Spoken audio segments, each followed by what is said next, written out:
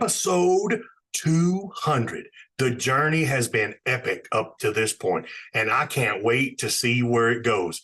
Tonight's show is going to be off the chain. We're going to try to keep it leashed up a little bit, but we might get a little unleashed. And it's going to be all about the journey tonight, guys. It's going to be about how we started, got to the middle, how we finished. It's going to be about some epic journeys tonight from all of our grinders here at ElkBros. We're going to talk about what's important to us. We're going to talk about a little bit of elk content. We're going to reach back out to our grinders. We're going to give away some prizes tonight to our followers, man. It is going to be an awesome time.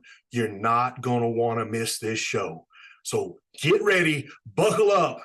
Here comes episode 200.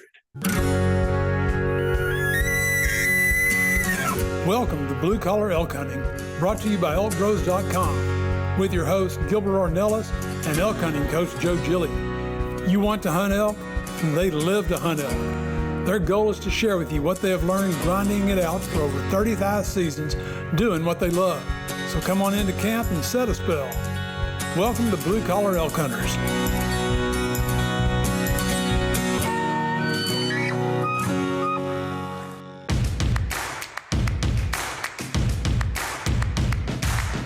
Hello there, everyone. If it's your first time with us, glad to have you. Hope you enjoy our show. And for those blue collar hunters following our show and grinding it out with us every week, welcome back to Elk Camp.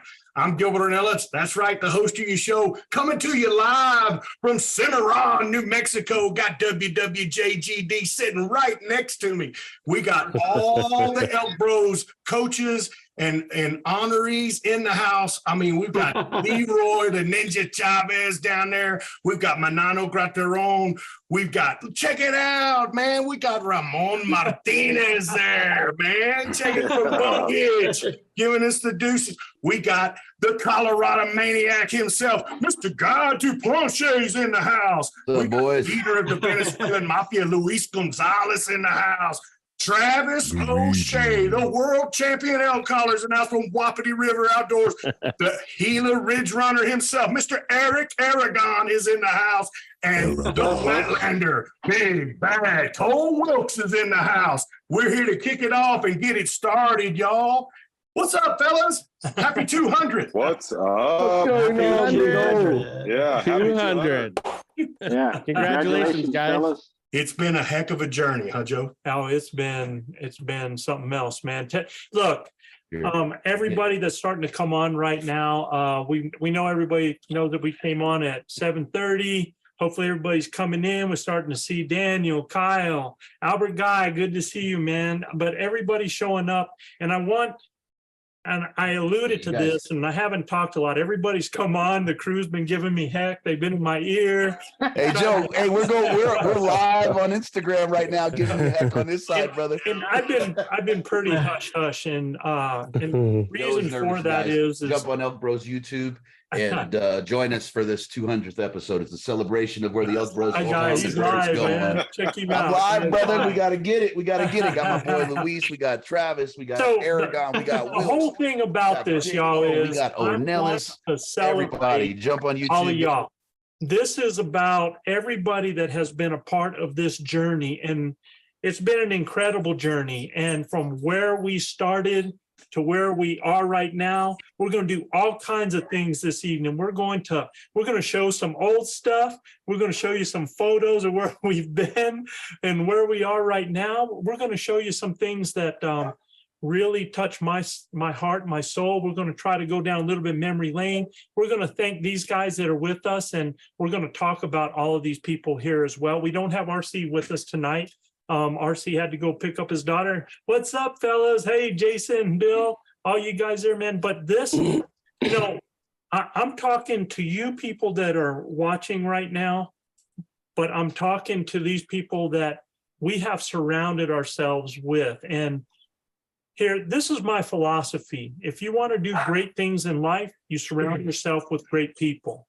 And my wife, who's downstairs, hears me all the time say, I talk about it and say, man, what a great human being that person is. And it wasn't you, Duplantier, it was these other people I was talking about. But don't worry about That's fine. I'm good with that, brother. As long as I affect somebody, I want to give you hell. She's always like, saying, you say that about everybody. I'm like, I'm just telling you. Yeah, we surrounded ourselves with some great people. And all of you guys, man, my brothers that have started this, that influenced us from the beginning, that has been the core, to those people that have come in, those people that have believed in us and dedicated themselves to what our philosophy is and what we represent, and gone out there and all of you are helping other people in your roles, doing other things as well. And all I can tell you is as long as we are making memories better for other people, as long as we're giving them incredible experiences, as long as they're able to do that and show other people the right way to do things. And when I'm talking about right way, I'm talking about etiquette, and I'm talking about those things that are going to make it better for all of us as hunters out in the field, right? The respect for the animal, the respect for other people, the respect for ourselves, honoring that animal by the things that we do in preparation and how we hunt, and expressing this to other people that are outside of our circle so that they understand that and become a part of that. So I want to celebrate the journey. I want to thank all of you guys. And I have to say this from the beginning. This all started with that man down there at the bottom, my brother-in-law, my brother, Leroy Chavez, Chav, we all call him. We've been in the woods together. This will be our 41st season together. And that we let other people into our arena. And because we were willing to let down our guard and allow that to happen, it's been priceless. So thank you, every single one of you. Thank you, brother, man. Yeah. Joe's getting Look, on. Big O says it all the time. It's epic. You guys are what make it epic, right? You guys are the best of the best. That's why we've aligned ourselves with y'all. We appreciate every day when y'all push the brand. Some of you have your own brand, and we dig it. We're out there pushing it with you. We believe in the products that you guys have: Western Contours, fly covers, Mondo, and the bow hitch, because carrying your bow sucks. I mean, Flatlander Cole, Wilks doing his thing, the Mafia doing their thing with VM Outdoors, Wapiti River in our sugar and our, Grind Your Call. I can't thank these guys enough. Eric Aragon, who works tirelessly with the Hunt Wars crew, same with Cole. So we can't thank you guys enough that are coaches that carry the brand. And, this is about y'all. It really is. Joe and I started hunting together 14 years ago, and it was something special then, and we keep continuing that every day. And it's just elk camp every day, guys. I mean, when we put this thing together, we just want to be in elk camp again, right? I'm going to do a couple of things, guys, and then we're all going to get a chance to talk here. I want everybody to celebrate this. But this, I'm going to kind of show you some of the things. This was number one. Have you ever wondered? Let me share this with you. Number one. This is number one. And let me know if you guys are getting the same. Some guys tag out every year. Yeah. What's their secrets we can to hear it. success? That's exactly what we're going to talk about on our show tonight. You're not going to want to miss it. Take a look at what we have on the site. Take a look at our Blue Collar Elk Academy, because that's where we have we have a subscription-based content there. There's going to be a lot of free content. You're going to be able to see our podcast. You'll see us on YouTube. But go How they react and act in different winds, Look at Gil, man. different circumstances. Right? It builds your confidence baby each time you're around. So we went from number one, and then I couldn't believe that that this was where we went, and we thought this was something special. Can you believe it? It's number 50, brother. hopefully it's some things that can help you.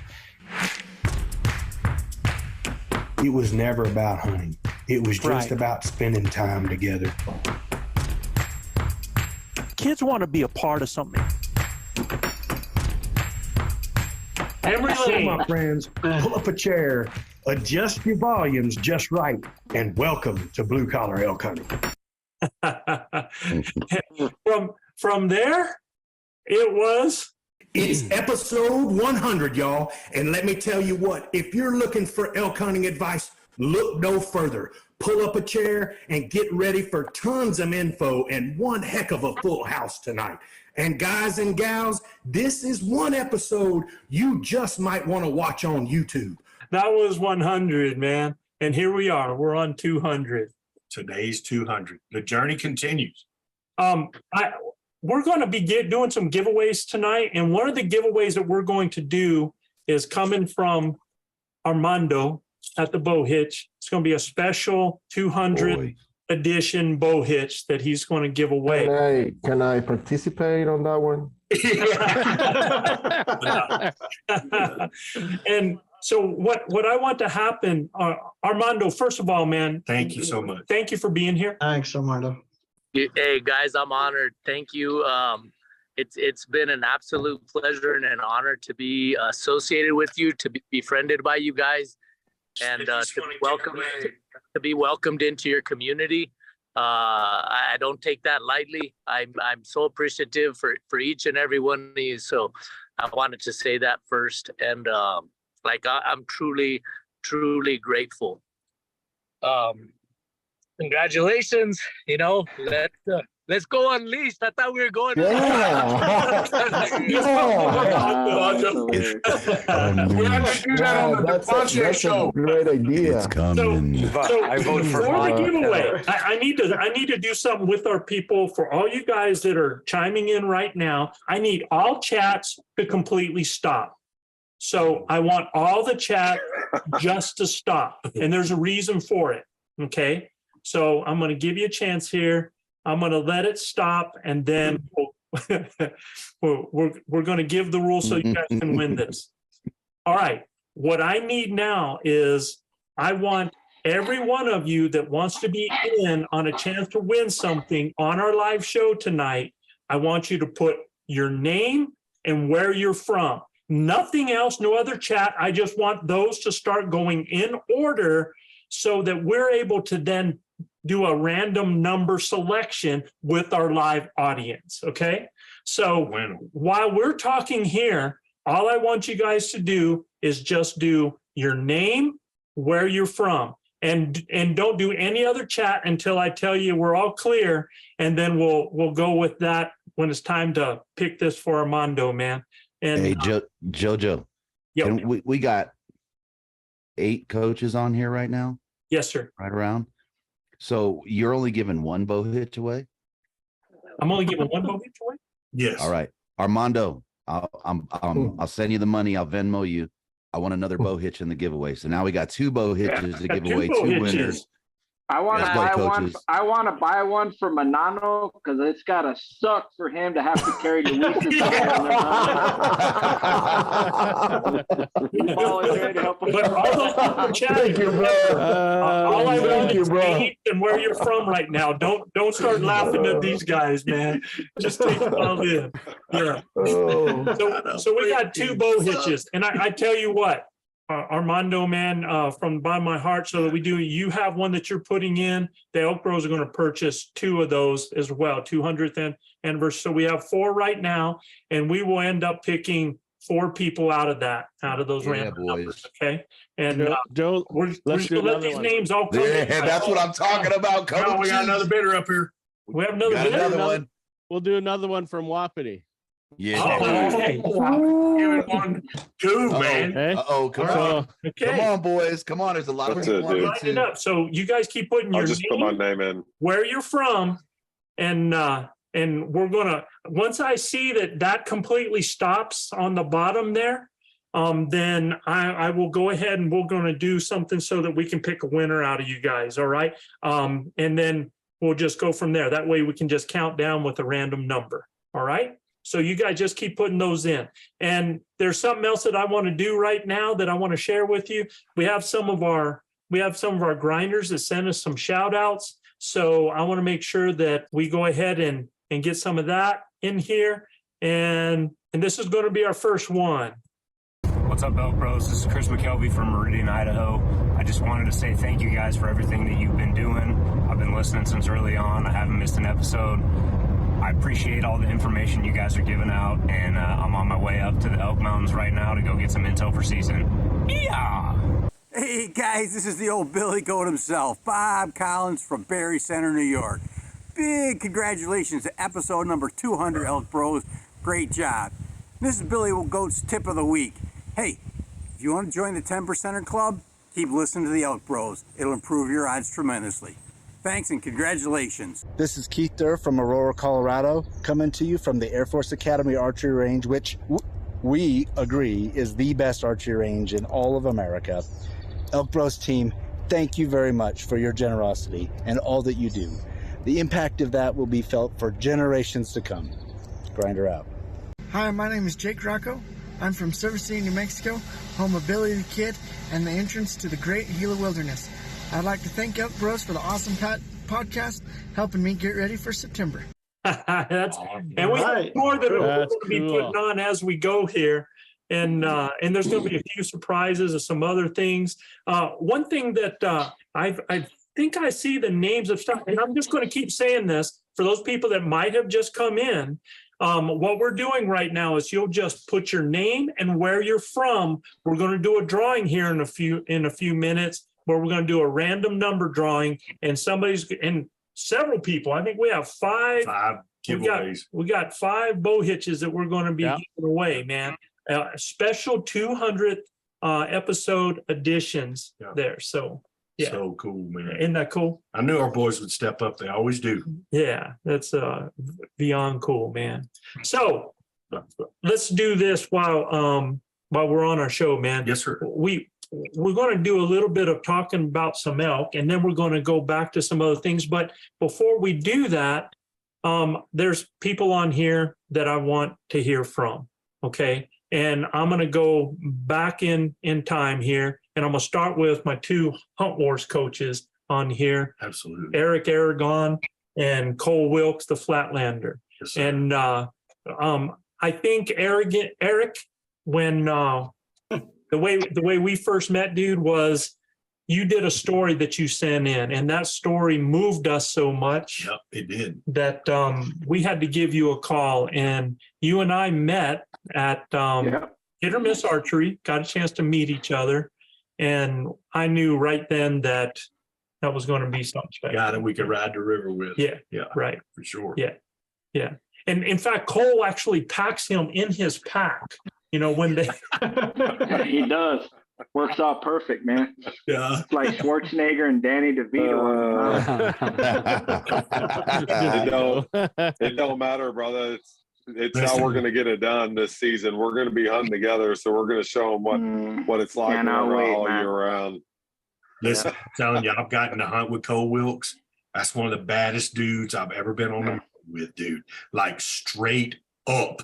And I've hunted with some really good elk hunters, right? Cole Wilks is one of the best hunters I've ever been with, and an absolute animal on the mountain. Like, dude's just it has no quit in him at all, right? So that's why we ride with guys like that. And Cole, even though Cole's a coach with us, he's actually doing some courses on hunting himself, and he's done some stuff with Joel over there in Texas, where you've had people come into an actual hunt camp, and you're doing some things that. Well, tell them about it, Cole.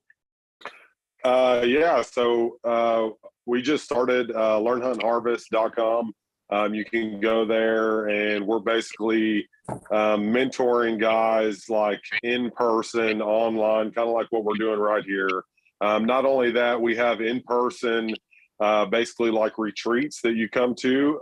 Joel and I, we just finished an elk hunting retreat in Oregon. It's basically a 2-day event. You come in and camp, and then we do, go over the whole deal. But our primary focus is for those people that don't have somebody to show them how to hunt, or they've never had it happen. So we're really reaching out there to the people that's never hunted at all. That's our bread and butter, and those are the people we're bringing in. and spending 4 days of like just hunting immersion, going over everything from, you know, how to acquire tags to how to navigate public land to, you know, everything from, you know, figuring out what species and, you know, what methods you want to hunt. So yeah, super excited. And we just launched that. So yeah. Awesome, brother. When we're, you know, 100% whatever we can do to help spread the wealth, we will, man, for sure. Yeah. So Eric, what has this journey been like for you, man, from before and then coming into the circle with the ElkBros, man? Oh, yeah, fantastic. So it was awesome to meet you. I'd never imagined I'd be doing this, you know, at all. I mean, I love to hunt, and I've always taken guys, always have called for guys, and I love the wilderness. I'm a backcountry kind of hunter. I was a little bit surprised when you and I hooked up. Didn't expect that, but going and working on Hunt Wars was just what an opportunity. Such, you know, a lot of fun. I've gotten to know all you guys, which is really cool. And just the community around that, talking to different people, been able to coach some guy. I took a guy last year, got him his first bull ever with archery, never hunted. It was just fantastic. That's the stuff I can go out and hunt, and I love to hunt and kill animals, but being able to help somebody achieve a goal like that, I can't kill a big enough bull that would ever meet that. So the fact that I get to be in that position to do that's a lot of fun. But I'll be honest with you guys, the best thing about it is being with my brother Cole. Yeah, sweet dude. Yeah, that's awesome. Thanks, dude. Yeah, I think that's special guy, man. That's kind of the general theme of what we do and why we do it, right? It's about the camaraderie, the people that we're with, you know, that type of thing. Absolutely. You know, there's two guys down here from the Venezuelan mafia that I've been hunting with for a long time, and they're such special guys, right? Yeah. They're selfless, they're special, and they badass cooks. Sorry, Joe, said ass. It's unleashed. It's unleashed, guys. Go ahead. Green light. And listen, cover him up, man. And listen, these cats, they have no quit in them at all. They are two of the toughest, bravest men I've ever met in my life. Yeah. Yep. Beto, it's the feeling is mutual, reciprocal, and we love you, man. All right, so let's do this. Well, I'm gonna have to cry, man. Before we make all of our viewers start crying over there, I already see tears starting to happen. Let's The gill sipping. we're going to do a random number selection from 1 to 55, and we're going to go down those names, and I'm going to leave it to Luis once he gets there to start from the front. And then I went down and kind of counted where we were at with the names, and we get a chance. Let me share this here so you guys can see it. The random number generator right here. Everybody see that? Yes, sir. Yeah. All right. So drum roll, please. And this is going to be the first one here. Okay. Number 38. Number 38. We're going to do another one. Number 14. 14. Let's write those down. 38, 14. Got you, bros. Number 4. Number 7, and number 23. 23. Those people, and if we go down, Luis, I'm going to let you write the names down by those numbers, and then we'll announce them here in a minute, and they can then just tag us with their information and make sure that they get a hold of us so that we can go ahead. Don't worry, Joe. I got you. You had to tell me and not Manano because otherwise it wouldn't get done.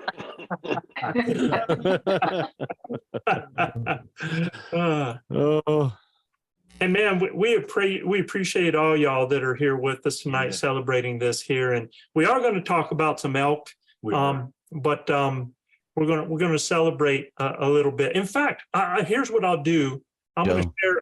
Yeah, Joe, I'm sorry. So I just got a text and it says, "Hey, I want to help with the giveaway. I'll buy a pack and a bino fly to add to the giveaway." So that's Silvano is watching. So draw another number for a pack and a bino harness, optics harness fly.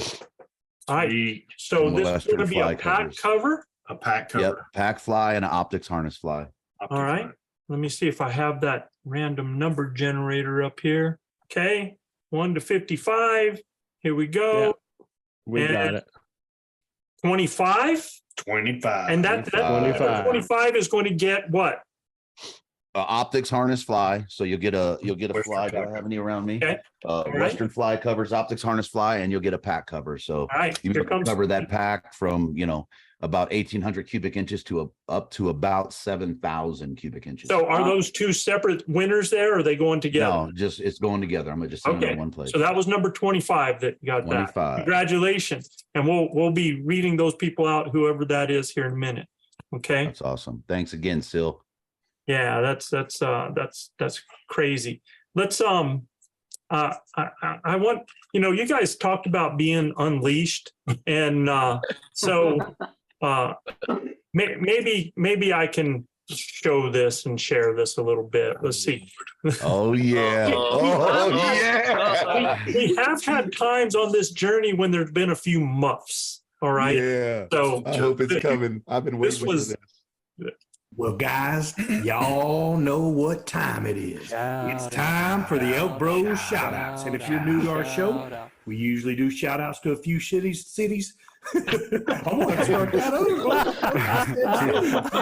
I did. Yeah, I did. I said shitty cities. Man, look at that. Boy, I knew I was going to do it one day. It just happened. Oh, that's awesome. Yeah. We're going to get you some sunny peaches in your stuff, Louis. Jojo, I thought that the smoked up was coming, man. I got all excited to finally see that all on a live with Manano just going. Dude, I'm telling you what, I have that video on my phone and I watch it monthly, dude, because it is one of the coolest shots, him walking down there and him just yelling out, and Joe's like, dude, we're trying to shoot a show and come on. Hey, so pull the zoom up on your phone, Gil. We'll give you the share and let's share this SOB finally, man. Come on. Luis could probably find it faster than I could. So let's talk to some of the other brothers that have come in here and worked in here. And I'll tell you, I had seen, as I was going on the internet, I saw this call. And when I saw the call, it had these notches put in it. And if you've been on our academy, you've seen where I've told people how if you're not getting a good seal from your diaphragm call, that it's because the diaphragm is creating folds. It's just not fitting in your mouth. And here's what you can do. And when I looked on there and I see this call with notches, so I give this guy a call, and he answers the phone. Hi, I'm and it wasn't even like that. It was what's this about? The boot, something like that. What's the boot? Yeah, and I think he called me a hoser or something like that, But and it's so funny. We started off with a phone call that ended up being, I don't know how many hours was it, Travis, man, that we were on that phone. It was a good 2 hours easily. Yeah. And he talks about me being able to talk. I talk lingo with an Indian, but he can too. Well, it honestly, it just went so smooth, and it was like, holy crap! Like we're on the same wavelength here, and everything's just going like, I couldn't believe it. It's like he's reading my mind or something. Yeah. It was really incredible how well that meshed together. And again, what an incredible human being Travis is. And it ended up being a partnership, and ElkBros grinder and the sugar was born, the relationship that we've had with that he produces. And I think they're two of the best calls out there. It just it's been awesome from there. Yeah. And Travis, what has now you've actually been doing some coaching with us. You do your own seminars there in Canada. We're getting ready to bring our crew up there to be with your crew. Yeah. So what does all this mean to you, man? How's this journey been with between us with you? Oh, it's just awesome. Like starting from, like, say, the very first phone call, and then coming on doing some podcasts with you guys, and then the elk camps that you guys have done the last few years. Those guys, we train them all summer long, just like you're doing right now. I'm still getting phone calls and video chats and stuff with all these cats, and they're just like, dude, we need to know more. And they're practicing their calls, and they're doing this, and they're doing that. And, you know, it's been awesome. It's something I never would have thought of or dreamed of, but it's super cool. I mean, just to be part of it, and, you know, to be part of it with you guys. And now you guys are coming up to Alberta to chase some elk, like walk our trails, man. Yeah, we are getting so excited. It's incredible. Like, I don't know how we're supposed to sleep for the next couple days. I might not. It's getting you close. might not. For our viewers out there, they always hear us talking about elk, and we've been coaching people in that, and we talk about things like what happens when bulls come up. So we're going to take a look at, go back right now, and we're going to actually take a look at something elky. We're going to share something from our past. That's some video that some of y'all may have never seen. And you guys, when you're seeing the video, is it jumpy or is it coming across pretty good? It's good, man. Okay. Coming across okay, Joe. All right. So let's share this. And this is a pretty famous piece right here within our group.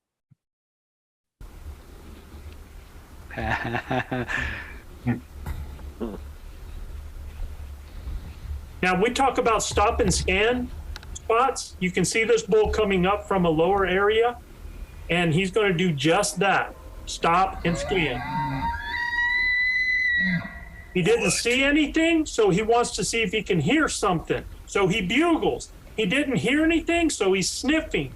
He's using his sense of smell. In that order: look, hear, smell. This bull is now about 35 yards. He has come into a lost calf call. And Gilbert has a frontal at this bull at this time. We have I'm getting chills. Wow, yeah. We have an 8-minute stare down with this bull. 8 minutes, guys. 8 minutes. So what I'm going to do is I'm going to shorten this up so that you guys can see. And again, Gilbert is just being as patient as can be. Now, this bull is at a point right now where he has not gotten any response other than other bulls he's hearing behind him and to the side. So he at some point is going to get bored. He is not going to come in any further than that unless he sees, smells, or hears something that's an elk. At this point, what we're saying is that he's a dead bull. We're just waiting for him to turn, and we're going to stop him.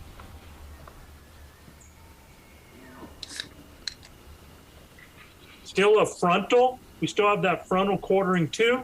We're not happy with that yet.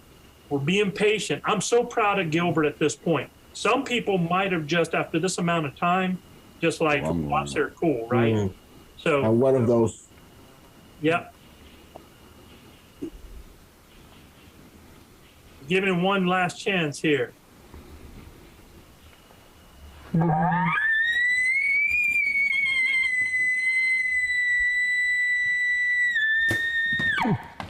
Now watch this bull. This bull runs and he stops because of all this crazy bugling going on. He's already coughing at that point because 2 holes right where we want to shoot it, and you can count it in the seconds. And we're doing the calls. That's confusing. He actually looks back. Don't move. Down. Insight, babe. Boom. With maybe 30. Wow. Yeah. You know, the phenomenal thing about that, like Joe said, is waiting 8 minutes for that opportunity to be perfect, so that bull falls in that limited amount of time, right?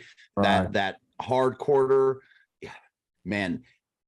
I might take that shot. I would have taken the frontal shot. I would have taken that frontal, right? That quarter, that slight quartered frontal. I'm not going to even BS it. Yeah. But man, that's perfect. He's 38. He's 38 yards on the frontal, right? So a little bit far for me on the frontal. I mean, I make that shot every day in my backyard, right? But I know the bull's going to go one way or the other. So and I got Joe on my 6, right? So and Chav right there. We knew he's 38 yards, and I'm like, if I just remain patient, and when he goes to, I can draw, right? If I draw with him looking right at me, he's going to blow up, right? And then I got another situation on my end. So he decides to turn and leave. Joe screams a bugle. I draw at the same time, and he freezes. The 30-yard pin settles right where I like it, and he's dead in 13 seconds. Right? I mean, absolutely. You can't beat that. So cool. 8 minutes. Wow. Eight I'm getting minutes. so dude. pumped, Yeah. man. I'm Yeah. getting so pumped. I mean, literally 8 minutes. 3 minutes. 3 minutes waiting for a bull to come around a piece of brush or something is It's an an eternity. eternity. It But is. then to have a lane on that animal and wait 8 minutes, that's stupendous, bro. Wow, There's no yeah. other word for that, right? I mean, that is the magic right there. Did you have good cover, Big O?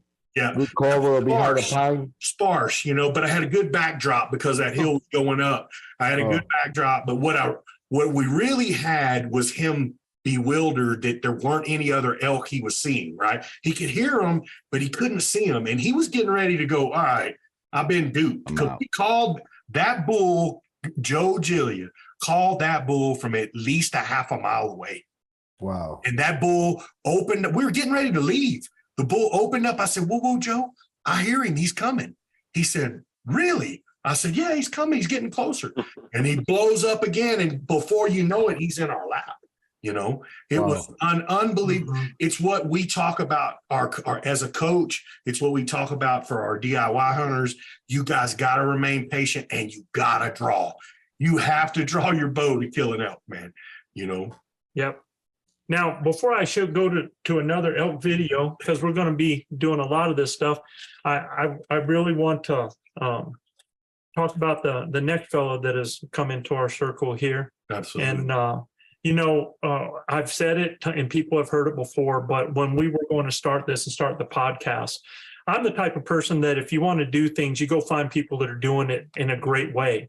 And then you find a way to follow that formula and learn from it, make some changes, do some things that you want to do. And there was a podcast out there, and this guy's voice, just, man, it was crazy. And they did something called Wallaby Wednesday with Michael Batiste at the time, that they were doing a lot of those. And just the style of the show, just the passion of the show, just how he connected with the listeners, it just really rung home. So the very first podcast I listened to that inspired me with a lot that we were doing was a podcast called Western Contours, y'all. And I thought it's pretty amazing that how this has gone over all this amount of time. I actually got the chance to give this guy a bear hug and shake his hand for the first time after we knew each other for, I don't know, God, for 2 years probably. Couple of years, yeah. And Armando was there with the bow hitch at the time. It was a really cool thing up there in Colorado. But Mr. Guy Duplantier has come into the fold of the ElkBros coaches, and again, an incredible human being. And what's so funny is Guy has really found something that he's so passionate about. He is an incredible teacher. He is, and he's great passionate about it. He has just really done so many great things on our success squad with other people. And Guy, it's been a heck of a journey, man. And for you, my brother, it's can't wait to share another elk camp with you, brother. Yep, absolutely. I know I'm so dang anxious, man. My my angst is building. My wife is like, "Why are you so damn grumpy today?" I'm like, "I'm not grumpy." Look, I heard told me about Guy's podcast. And I'm a junkie. We're doing them. I need to learn. Right, I'm passionate as well. I went and listened to this cat. I'm like, dude, this straight Wolfman Jack is on the line, right? I'm like, dude's got a butter voice. I mean, the dude is so talented. And listen, no bullshit on his show at all. It is real and as raw as it can get, and we absolutely dig it. I've been on his show, love every minute doing the coaching stuff with him. He is a very good friend, and a guy that will ride the river with you, believe me. And you know, he come and rescued my ass last year, and you know, took care of me, got me nursed back to health. And you know, I owe Guy a lot, and we learned a lot from Guy being in camp with him. And number one, just the sheer passion that he teaches with, and the sheer passion that he runs after these critters. Absolutely, with, man. And, we love that. I will tell you this, okay, is that Here comes the asshole part. now we're going well, other than that, so there are two sides to the spectrum. There is the Guy Duplantier. If you take this on a spectrum of rules, there's the Guy Duplantier spectrum end on there, and there's the Joe Gillia, and it's like from 0 to 1,000 when it comes to gear, right? Absolutely. It's like I have figured this out. When I go hunting, I don't have to bring anything. I'm gonna start doing the He just Manano comes with thing. me. Yeah, You know, not at all. You can't do the Manano thing unless you have Luis with you. I'll go with Guy. Yeah. Guy's got his Problem is Joe won't even carry toilet paper. Almost He as has much a squirt, so he just Right. rely on his socks. He just I refuses No, to carry anything. By the way, Joe, just bring an extra sleeping bag because I forgot mine in the RV, so I'll be sleeping with you or either. Ain't happening, man. We're stopping at Costco to get you a bag or something, buddy. You ain't sleeping in my bed. Your fingers like to wander around, and I ain't talking about nowhere else, but you know what I'm talking about. Finger. Hey, listen, I would be remiss if I didn't mention the legend, RC Knox. Yeah. Oh yeah. Has been in our crew, our core crew from day one. 14 years I've been able to hunt with that guy. He took a little break, a little hiatus. We all lost some really close people to us that kind of knocked him down a little bit. But as soon as ElkBros started up, he got back in the middle of it. Y'all got to understand, RC Knox is one of my best friends. He's a huge mentor of mine. It's been my honor to hunt with him and Chav. I mean, these guys molded me into the elk hunter that I am today. And I couldn't have done anything that I've done with elk hunting without mentioning RC Knox, the legend himself, Carl Gamage, who the late Carl Gamage, and then of course, you know, Joe and Chav. I mean, but for us not to mention RC Knox's name, the legend, would be wrong of us tonight. I mean, we love you, RC. He's the #1 silversmith in our group, builds incredible jewelry and takes care of all of us. He's kind of the mother hen of all of us, man, because RC he will take care of you to the nth degree, man. And I absolutely love him, man. Hunting with him is freaking awesome because when he gets fired up, you better be ready because he knows, man, that guy's got like a sixth sense in his back that these elk are just coming, you know, and he knows when they're coming. So I'm watching him all the time because he's looking and listening, and man, he's just sharp to hunt with, man. Hey, so and RC makes one hell of a cowboy cobbler, but I didn't get to say thank you. You know, Joe just went into talking shit on me real quick after some accolades there, which is fine. I love it, brother. But no, I can't say enough about, you know, what's going on with the camp. And I mean, you talk about, you know, the different perspectives and everything. And it was funny this season, you know, we're in our coaching room and KK is not on here, but you know, KK gave me a little guff and I fired like a son of a bitch back on KK because he just had to learn the rules.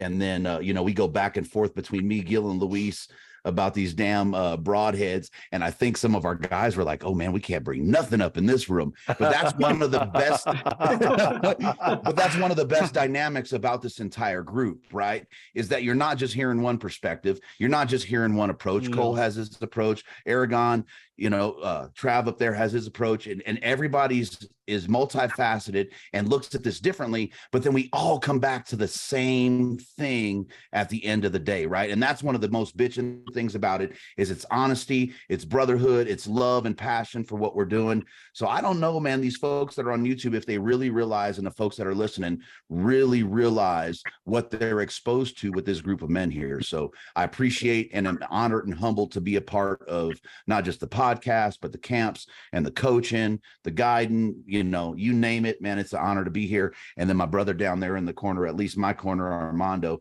he knows I love that ball head to death. So I'm just glad he's wearing the name, because it would just flare out everything here. Hey, so you guys know where he's at right now, right? Yeah. You know where that son of a bitch is at right now. Yeah, he's chasing So his daughter, his daughter went to high school. So this son of a gun went and got a security guard job at the high school.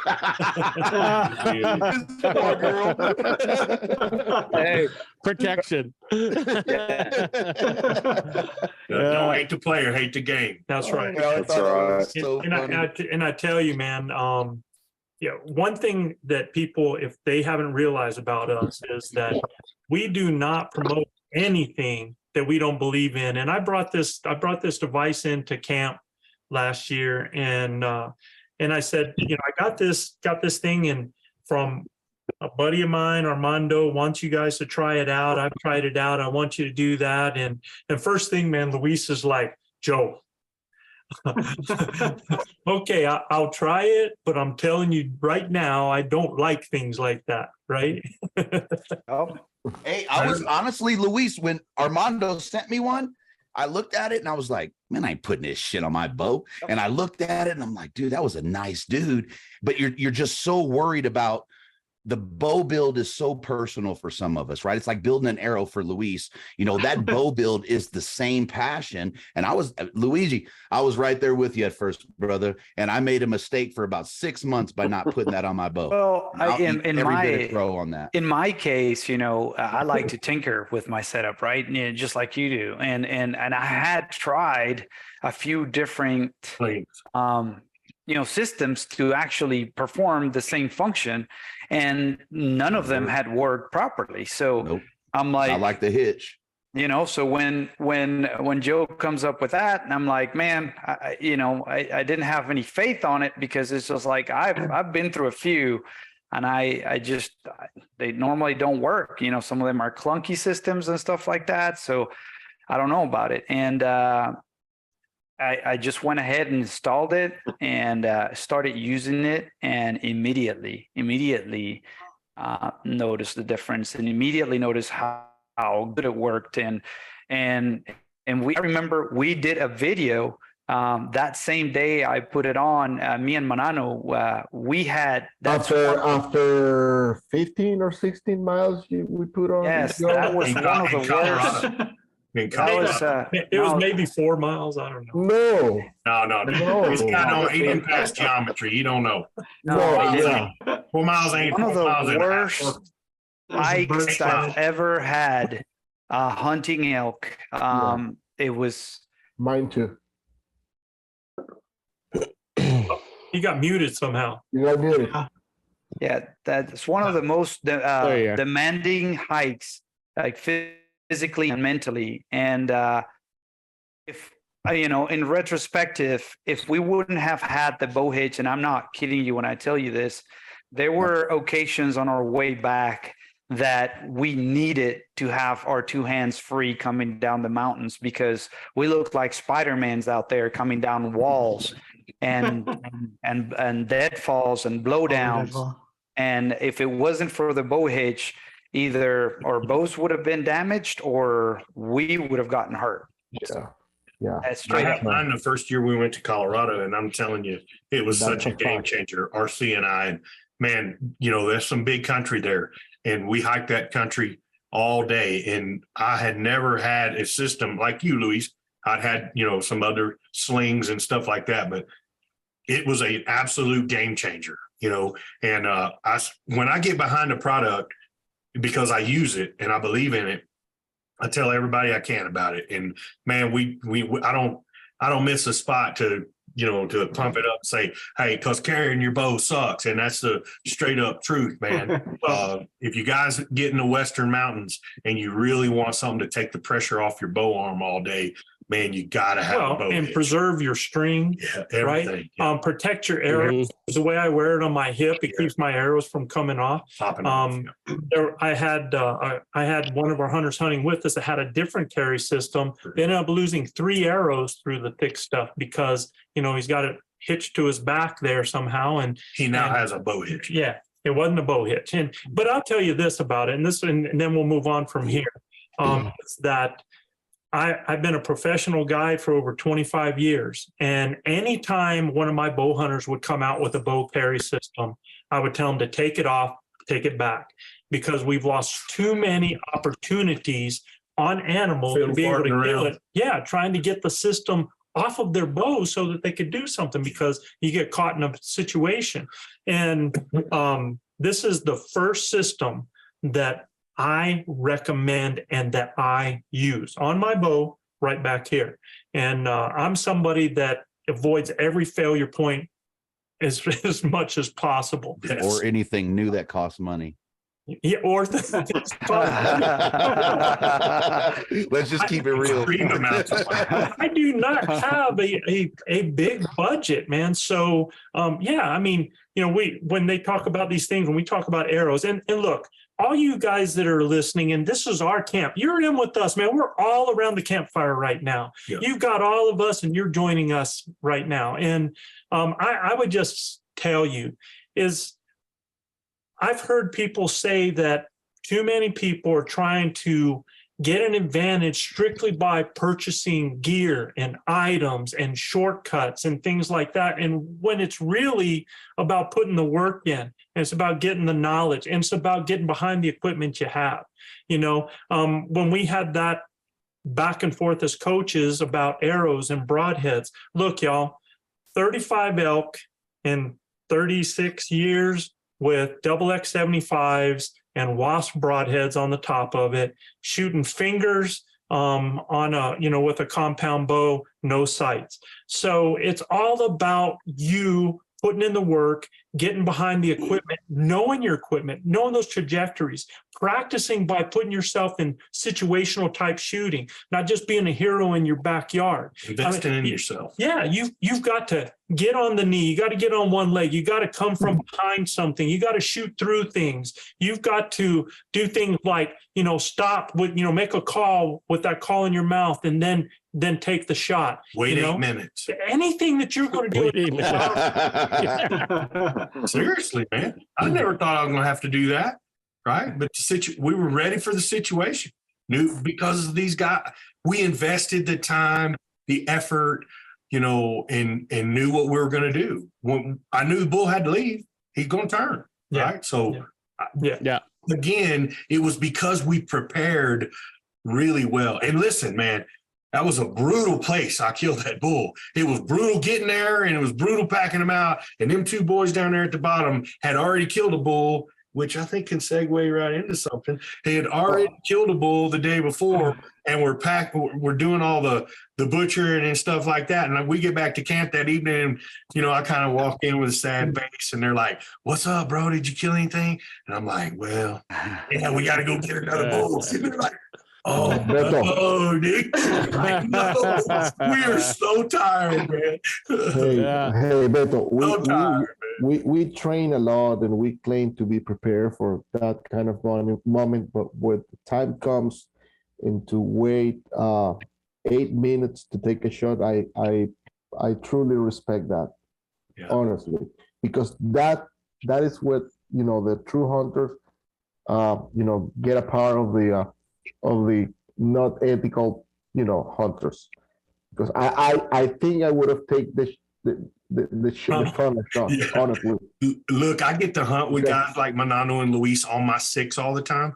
The immense pressure of being able to finish and perform are immense, because these guys will wear you out if you don't. Wear you out, right? So at the end of the day, all of that goes into wanting to please these guys. They put the work in with me. They're behind me, right? The same thing with Joe. They put the work in with Joe every day. So, that's why we want to do so well, right? And that's why we work so hard at this. Yeah.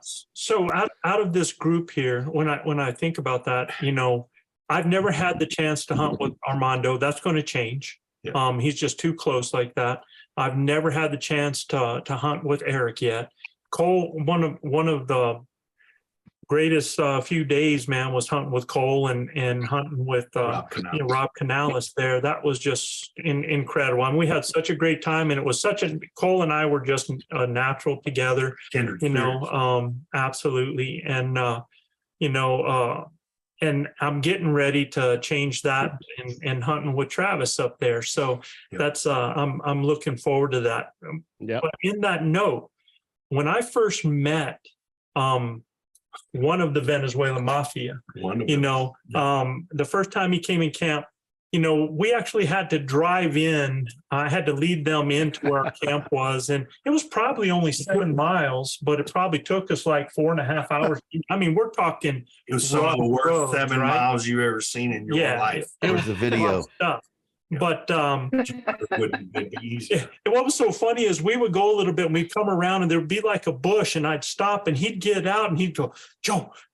And we had just met. It was the coolest thing. And he's like, bro, I have a machete. You want me to get my machete and pull this out?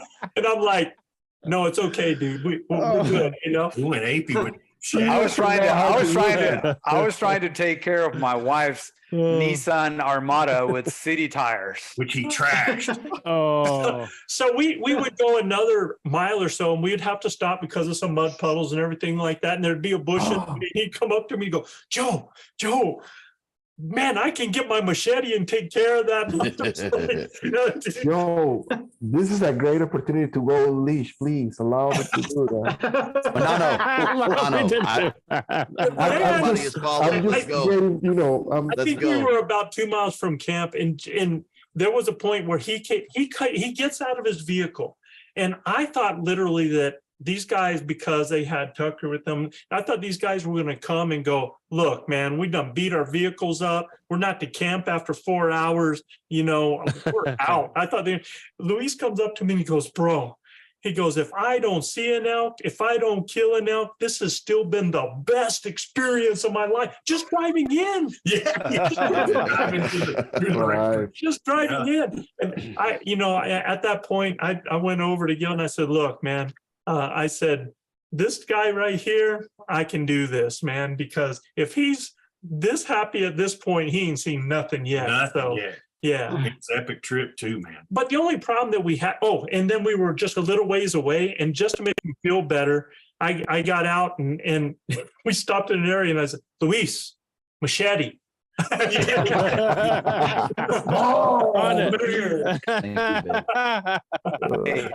machete was sharp. But it was sharp. And then I was able to pull Beto's 250s with my wife's Nissan Armada out of the puddle. That wasn't no puddle, bro. It was a lake. That's not a good representation for there, buddy. With his 2-wheel drive, he pulls me out and they get stuck in the same puddle. Yes, and I knew that too because I pulled him out and I made fun out of him, and I'm just happy jumping, just making fun of him. And sure enough, the next one over, I get sunk in, and it's like, you want to stay right here? You want to stay here, bro? What do you think about karma now? But there was only one problem with Luis is that no matter where we were, he was always on his phone talking to this. I mean, he was saying sweet things. He's like, you should be here. To have you here. It's like, you can't lie. You can't. If you lie, we go on leash. That's right. Am I lying? No. He's talking in Spanish, like I don't understand it. Yeah. He's talking to Manano, right? He's like, no. Not even in Christmas. Beautiful. I thought he's talking to his wife. No, man. He's talking to Manano the whole time. No, not even in Christmas. Someone asked what the difference is. So he comes to me and he says, Joe, he says, I got this buddy of mine, and I think you would really like him and stuff. And who's an attorney? And we're like, no, he can't come. No, I was like, and he's like, well, bro, he really cooks good. And we're like, oh, he could come. He could come. What's the difference? That's it. Yeah. They were eating hot dogs for 8 days, bro, in a row. Oh no. Peanut butter and jelly sandwiches. Oh, go to a Peanut shoot. butter. Go to a shoot and go over to the booth with Joe and Chav. And on the menu is plastic wrapped cheese, Miracle Whip, 55-cent white bread, and Oscar Mayer bologna. Definitely. Joe was like, this is what is that Michelin star rated right here, buddy? Yeah. So that Hot dogs first do not hunt, surprise me. that first hunt that Luis was with us on, we took a group photo, and I'll share the group photo with everybody here. It was kind of a little bit of a classic here. So here's that photo. Giant bull. Wow. Awesome. That's Steve Deadly. Tucker, the mad Canadian on the right. There's yours truly, Luis Gonzalez and Leroy Chavez on my Look shoulder at the the whole mass. time. Look at Yeah. That's awesome. Hey, Look at the mass Luis? of my neck too. I was gonna say Luis has svelte it up, if you will. Yes. Got lean and mean, man. Lost it. That's, So it is what it is. And so I want the mafia to talk, man, about what this journey's been like for you guys. Well, it's been an amazing experience, Joe. I when we started this conversation around that little pond, we were well, it's an undisclosed place. I cannot Right. I cannot say yeah, I cannot say what it was, but we were talking about, and the knowledge, that the amount of knowledge Joe had, and I think Luis mentioned it before to Joe, that you have to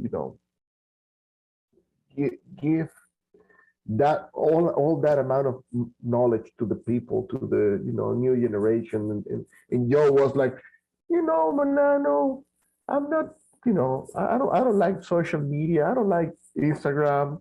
And 1 year later, after that conversation, he was all over the place. He was on Instagram. He was on YouTube. He downloaded every single app. and man, it's been an amazing journey for me. And I have learned a lot of things. And the most important thing I have learned, it's the brotherhood. I had this in my country, in Venezuela, in my group of hunters. So one of the most difficult conversation when we and my wife and I had when we decided to come to the United States was, so I have to quit my hunter group in Venezuela. So after we got this experience, we got this hunting trips, I went back to the woods. I felt I was alive again. So thank you for that, Joe. And I got to thank Luis as well, unfortunately, because he was the one that brought me to the group. And I'm truly grateful for that. Yeah. Well, you blessed us immensely, brother. Not only with your food, but with your mastery. Unfortunately, the technology is not there to where we can actually speed up Manano's speech to a normal speed. It is actually. Well, we got the real deal. Yeah, no, but I'm talking live. Oh, okay. With Manano. Yeah, live. Hey, on the YouTube, Michael over at the Hunting Story said he wants to hunt with Manano, but he wants to hunt capybara. Yeah. That's we call it chihuire. Chihuire. It's the biggest rodent in the world. Biggest rat. Biggest rat. yeah, it is actually. And it tastes good. Does it taste good? Yes. That's a lie. No, I like it. No. I like that the chihuire pisillo is excellent. There's only one one way to make a good good recipe out of it. Yeah, the pisillo. I can tell you this: if it can taste good, my nana know how to cook it. I can tell you that. Yeah. Look, going back to my journey with were we talking the about? Oh yeah, okay, go. My journey with the ElkBros. All the words I can think of, are going to sound cliche because you're going to hear the whole thing of blessed, unbelievable, majestic, incredible, saved my life, and blah blah blah, and all that stuff. It's part of it. There's just no other way to describe it. But I had known Gilbert for a long time in the oil field, and our paths crossed a few times through work, and then Gilbert and I had crossed paths a few times. I had done some hunting in Venezuela, and I always loved it.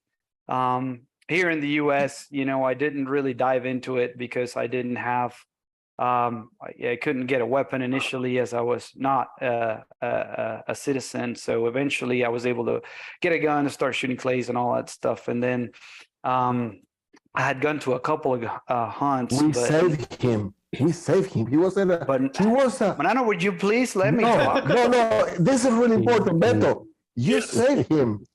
He was a sporting clay shooter. I kind of did, but I digressed to my brother. Yes. Oh man.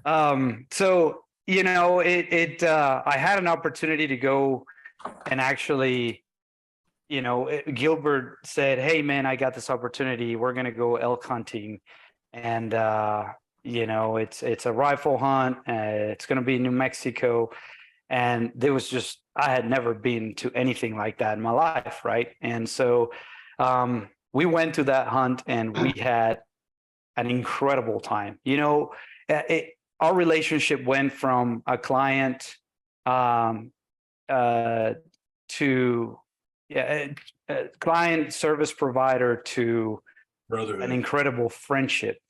And from then the opportunity came to hunt with Joe.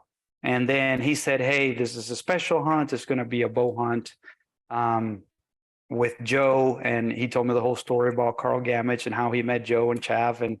And so this was, again, another opportunity to go hunt together with bow and arrow.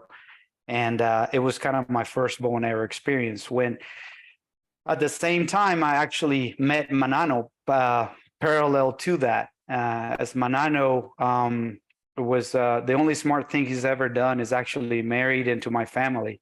And so he married my cousin, and my cousin introduced us. And so Manano was also starting to bow hunt here in West Texas. I have 3 years hunting with my bow. So yeah, and never harvested anything until you met me. Yeah, I'm sorry. Yeah, go back. Yeah.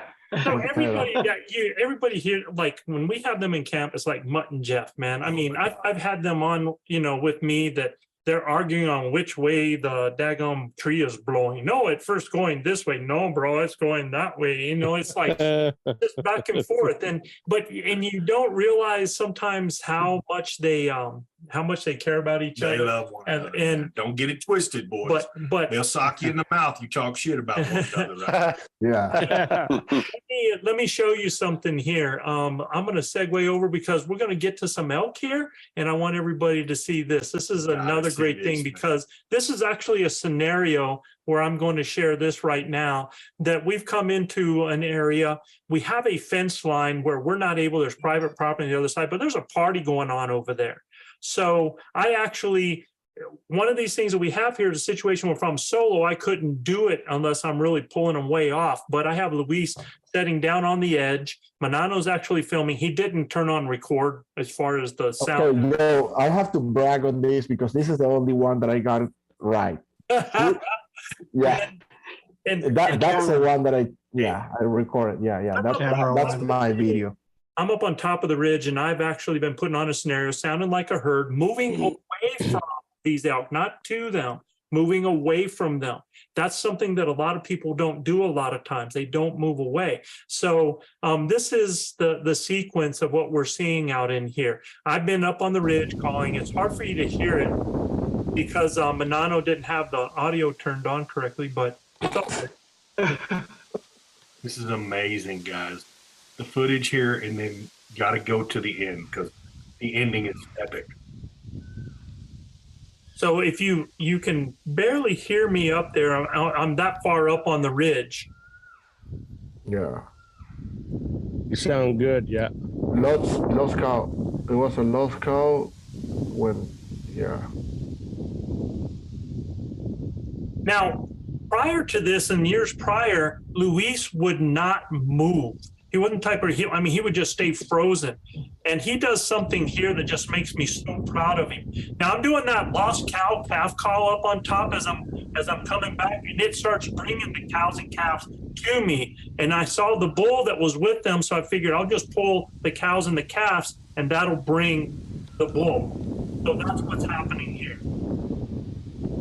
I'm actually working them. Look how attentive they are.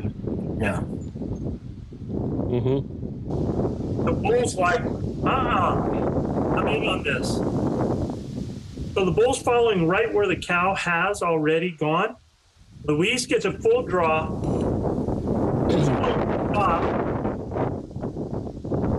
But he has the tree in his way. And this is where I was so proud of him. He leans out. And this is what I'm talking about, practicing that. Yeah. Yeah. That's the okay. That's now look at the left scoring there. Stopped him. And down. Bull is down. Watch. Yeah. Watch this. oh my goodness. Oh, I'm sweating, bro. It gets no better than that. Let me tell you. Look at this. Yeah. This is so That's good. awesome. It's everything that's right with elk hunting. Hey, Deadly. Jojo, can I jump in real quick? Because me and Luigi, we recorded the other night, and then our power went out, man, and I lost everything. Oh, Gil was on. Such a good podcast, bro. And Yeah, Gil was on with how us. professional you were. And unleashed. But one of the things that I kind of intro Luis on, and I don't want it to go missed because the loss of that recording. But man, this dude is the quintessential student of the game, and he's so analytic, right? And he doesn't leave anything to chance. And you put something in front of that dude, and he starts to analyze it, and what can I pick out of that to make myself a better hunter? And then he wants to share that with everybody, right? And and I'm not sure exactly what I said because I winged the hell out of it on Western Contours. And man, I don't know. And Luis and I have never shared camp. We ain't never shook hands. None of that, right? But I don't know that I've ever met a better man in terms of being honest about where he is in his game, about where he's learned it, what he's gained his knowledge from, and then breaking that down to make it his own. There's a lot of folks, and I'm just going to say it in this industry, that will take information and make it their own, and that ain't their own. Everything you get from that man is his information through and through, from testing, from analyzing, from breaking it down, from buying it to beating it up to building it again. That is the solid unleashed beep, beep, beep, beep, beep, beep, beep, beep, beep. That's sitting in the middle of my screen right there, and I can't wait to get in goddamn camp with him this year. I mean, man, guy, I don't know that people understand when they get arrows from him what the fuck they're getting. Next level. Period. I'm giving guys in the chat guff, and I told them if they don't get 2 holes with those heavy arrows, at least they'll weigh the bull down and get a second shot. But I tell you what, if it's coming from Luis, it's as good as a freaking uncut diamond. Period. Point blank. That is a solid son of a bitch. One of the most honest, humble men I've ever had the opportunity to share the mic with. He ain't just I love you, brother. guy. Most of that statement is true, but when you see that guy, in person, and you see the amount of BS that he's carrying on his shoulder, you will have a second opinion on him. Well, I mean, if that comes out, Manano, then the request to have the actual leader decided on the 200th episode. We'll wait to camp, and then maybe we'll go from there. Now, Luis, I appreciate your contribution to the bros, having the conversations that you and I have shared. Manano, I've asked Manano to get on, but he always avoids me. So, F Manano, you're the true leader. I love you, my brother. Love you too, man. Thank you so much. That's my personality. I'm uncoachable. And I have to thank you, Travis. You are, he's coaching me. Actually, he's coachable. He's coachable. He's coaching me. Yeah. So I'll be calling out for you all. Kind of. There's a way. Don't fall in the trap, Travis. We all thought that too. So let's do this. I just showed one side of the mafia. Let's show the other side, because we talked about. Are you gonna show when Luis dropped the pants when he was shooting? That video? No. So what I want to show is he says he's uncoachable.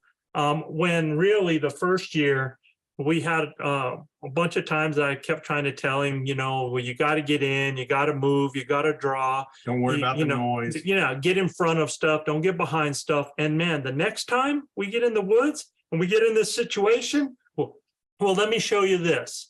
This is Manano, and it's going to be hard to see him. I hope that you're going to be able to see my mouse as I do this. But this is Manano right here. And Manano has, it would be a while to show this, but I want you to see that there's a bull right here. And this bull is almost on top of Manano at this point. And Manano is actually at full draw. He has drawn for the second time because his knock came off on the first time. He had struggled with it. So he gets the second time. And this is such a cool video. This bull comes in.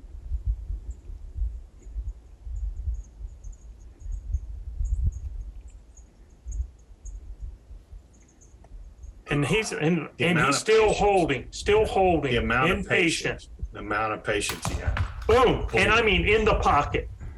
At what, 12 yards, Manano? Yeah, it was. I think it was like, 10 or 12 yards. Back it up, Joe, and show the shot again. Yeah. So you'll be able to see the shot right. Boom. Let's see. Don't get no better than that. Right there. Oh, yep. Right there. Right here. There it is. Right there. You'll see it right here. Boom. Yeah. Behind the crease.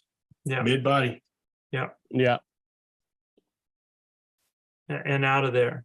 And just an incredible time with that right there. So as put together as Luis is, Manano is quite the opposite.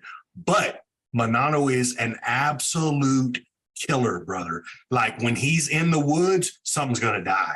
He has this innate ability to hear. I mean, this cat can hear a rat piss on cotton for 1,000 yards, dude. Gilbert is so good in the woods. His woodmanship, he's wise beyond his years. I'm 53 years old, quite a bit older than Manano, but this cat, every time I'm in the woods with him, he makes me better because I forget that this cat is so good, right? And he's there with you on your side. When you talk to Guy, you talked about Luis being so dialed in to everything, right? He's not just that way with elk hunting. He's that way with his family, with his kids, with his friends. It's incredible what these two guys bring to the table every day. Love you, brother. Thank you, Beto. We love you, Beto. We love you. But I'll be sleeping with you anyway. Don't. So. Ain't happening. Ain't happening. I love you. Hey, Gil.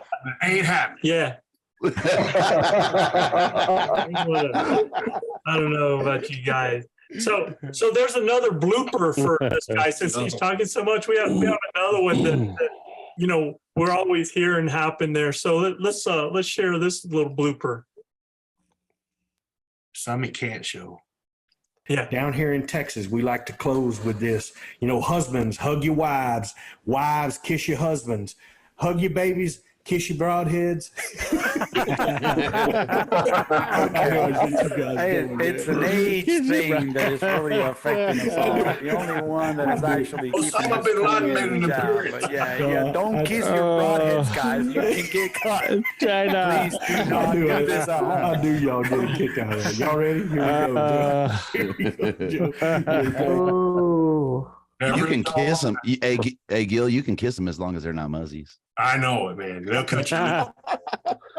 Hey, Joe, I don't want to. I know you get all nervous when we get you out of the script. But I'm not on the script tonight, bro. Rocking it. But I don't want this podcast to end without me getting some stuff out of my chest, and it's just the feelings I have towards what ElkBros means to me, right? And so again, the journey started way back then, and I soon realized what it meant and how important it was to me. I couldn't harvest the first year, and I think that was the one upstairs telling me that, and the mountain telling me that I had to work hard and I had to become a better person, a better hunter, in order to deserve the harvest of an elk. And tell everybody you went through some real struggles with that, bro. I did. Thinking about quitting bow hunting.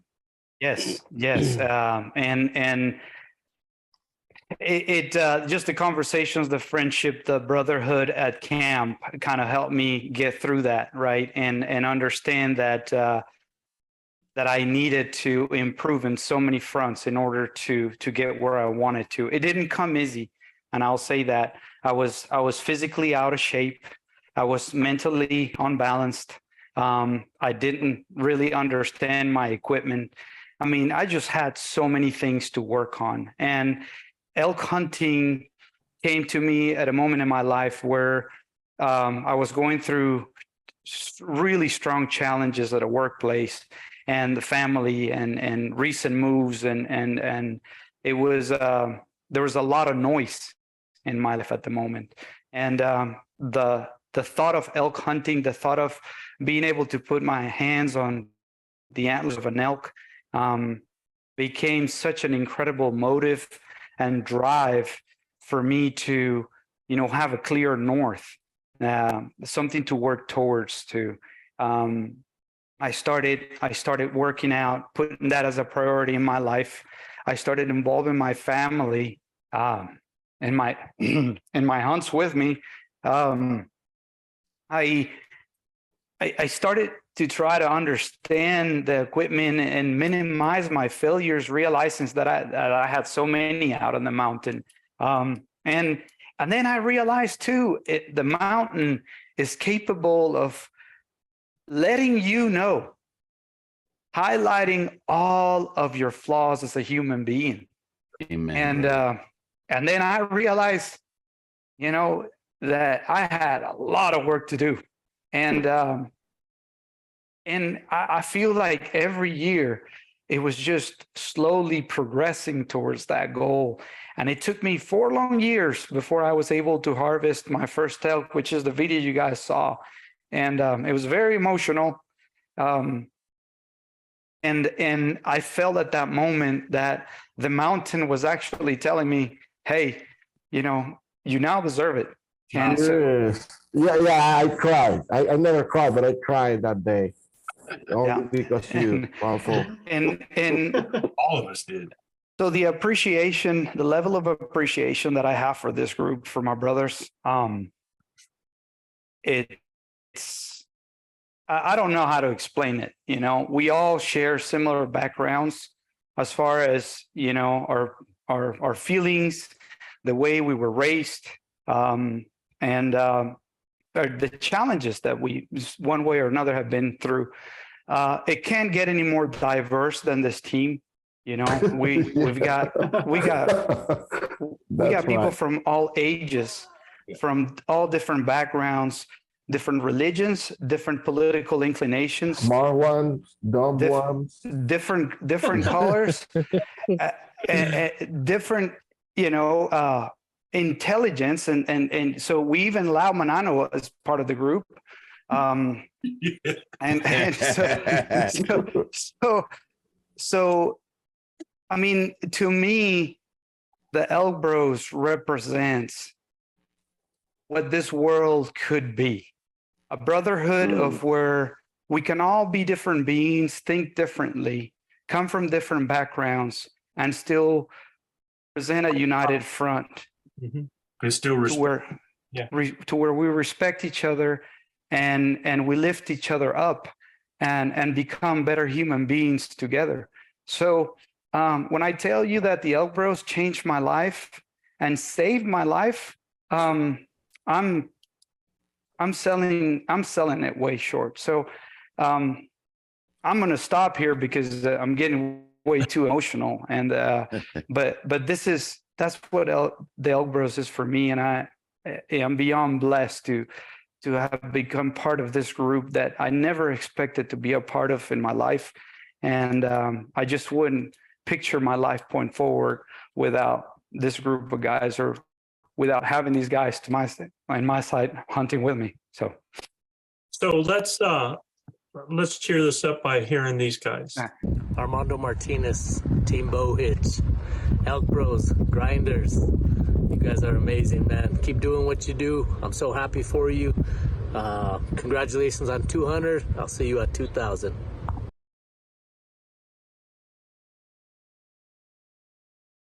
Hey, this is Clint Rasmussen from Hooper, Utah.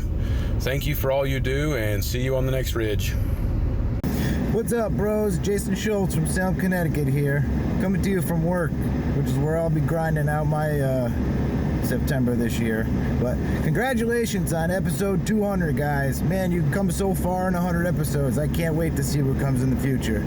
Keep grinding on, guys. Thanks a lot. Hey, ElkBros. Dan Draculich from Montrose, Colorado. Congrats on 200 episodes. Up here in the mountains at Elk Hollow, getting ready. You guys are the best. Keep up the great work. Hey everybody, this is Ed Morris, Louisville, Kentucky. Standing here in my bow shop here at home, sending our regards to our friends there at ElkBros. Y'all have a good evening. Hey ElkBros, this is Tony Gilbertson from Vernonia, Oregon. Just wanted to say congratulations on your 200th episode of Blue Collar Elk Hunting Podcast. What's up, ElkBros? This is Ronnie Ray from Bradleyville, Missouri. Online, we have a population about 80, so in terms of percent, we're probably one of your top listening cities. A few of my in-laws and I are going to Colorado this September to try our hand at archery elk hunting with just a bunch of whitetail and turkey hunters. But we got the bug, so thanks for all the good content and keep putting it out. Thanks, guys. I'm gonna take liberty now and shift this over because we've got the quiet one that never really does do any talking here. And he looks behind him. Joe's hunting partner, right? And he's entrusted him with me for a long time. Joe was doing what Joe does, which is guide and help teach the mafia and whoever else I brought into camp. So Joe and I didn't get to hunt very much, a lot together, in the later years. So Joe would say, I'm going with them, you going with my hunting partner, Chav, right? And he's the best, right? I mean, I love this guy right here, but when you hunt with the Ninja brothers, he's got all of that knowledge plus what Joe and him have done, right? And I would be remiss if we didn't talk about Chav and his journey that he's been on with us, right? And talk about emotional. I mean, it is unbelievable to watch where he's come from. So I'm actually going to show you this. I'm going to show you where he's come from, y'all, because, it's so easy to forget. I think sometimes Chav forgets. Yeah. He was just out today with us. We were putting up tents for elk camp, and he's hefting things up and stuff like that. I mean, and if you want to know, if you don't know the story, and me and Chav are going to talk here in a minute about this stuff, but I think when we all get out there and we think about, how tough it is, talk about the grind, and then we worry about, this ache, this pain, or we make this excuse or that excuse. that all of us have stories and all of us legitimate, but anytime you get to those points or any low point in your life, understand that there's somebody out there that's got it tougher than you. And there's nobody that has done that any more than Leroy Chavez, because I've seen this guy, and you're looking at him right now. And I want you to take a good look at him right now. And because this is in 2019, this is where our story went with this guy. And if you want to talk about a grinder, this is where the grind comes from. So I'm going to share this with you. I'm feeling better, getting stronger every day. So hope to see you in the future. This is my fight song. Take back my life song. Prove I'm alright song. My power's turned on. Starting right now, I'll be strong. I'll play my fight song. And I don't really care if nobody else believes. 'Cause I've still got a lot of fight left in me. Losing friends and I'm chasing sleep. Everybody's worried about me. In too deep. Say I'm in too deep. And it's been 2 years, I miss my home. But there's a fire burning in my bones. Still believe. Yeah, I still believe. And all those things I didn't say were wrecking balls inside my brain. I was screaming loud tonight. Can you hear my voice this time? This is my fight song. Take back my life song. Prove I'm alright song. My power's turned on. Starting right now, I'll be strong. I'll play my fight song.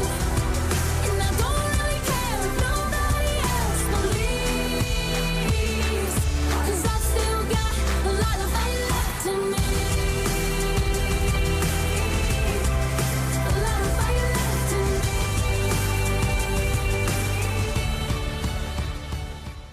Wow. Well, that's pretty Yeah. surreal. It was a crazy chapter in my life. But just two things. I really think that being part of this group really saved my life. Because if I would have gotten sick on that one hunting trip, I may never have been diagnosed. And sometimes a lot of people aren't diagnosed and they just don't make it.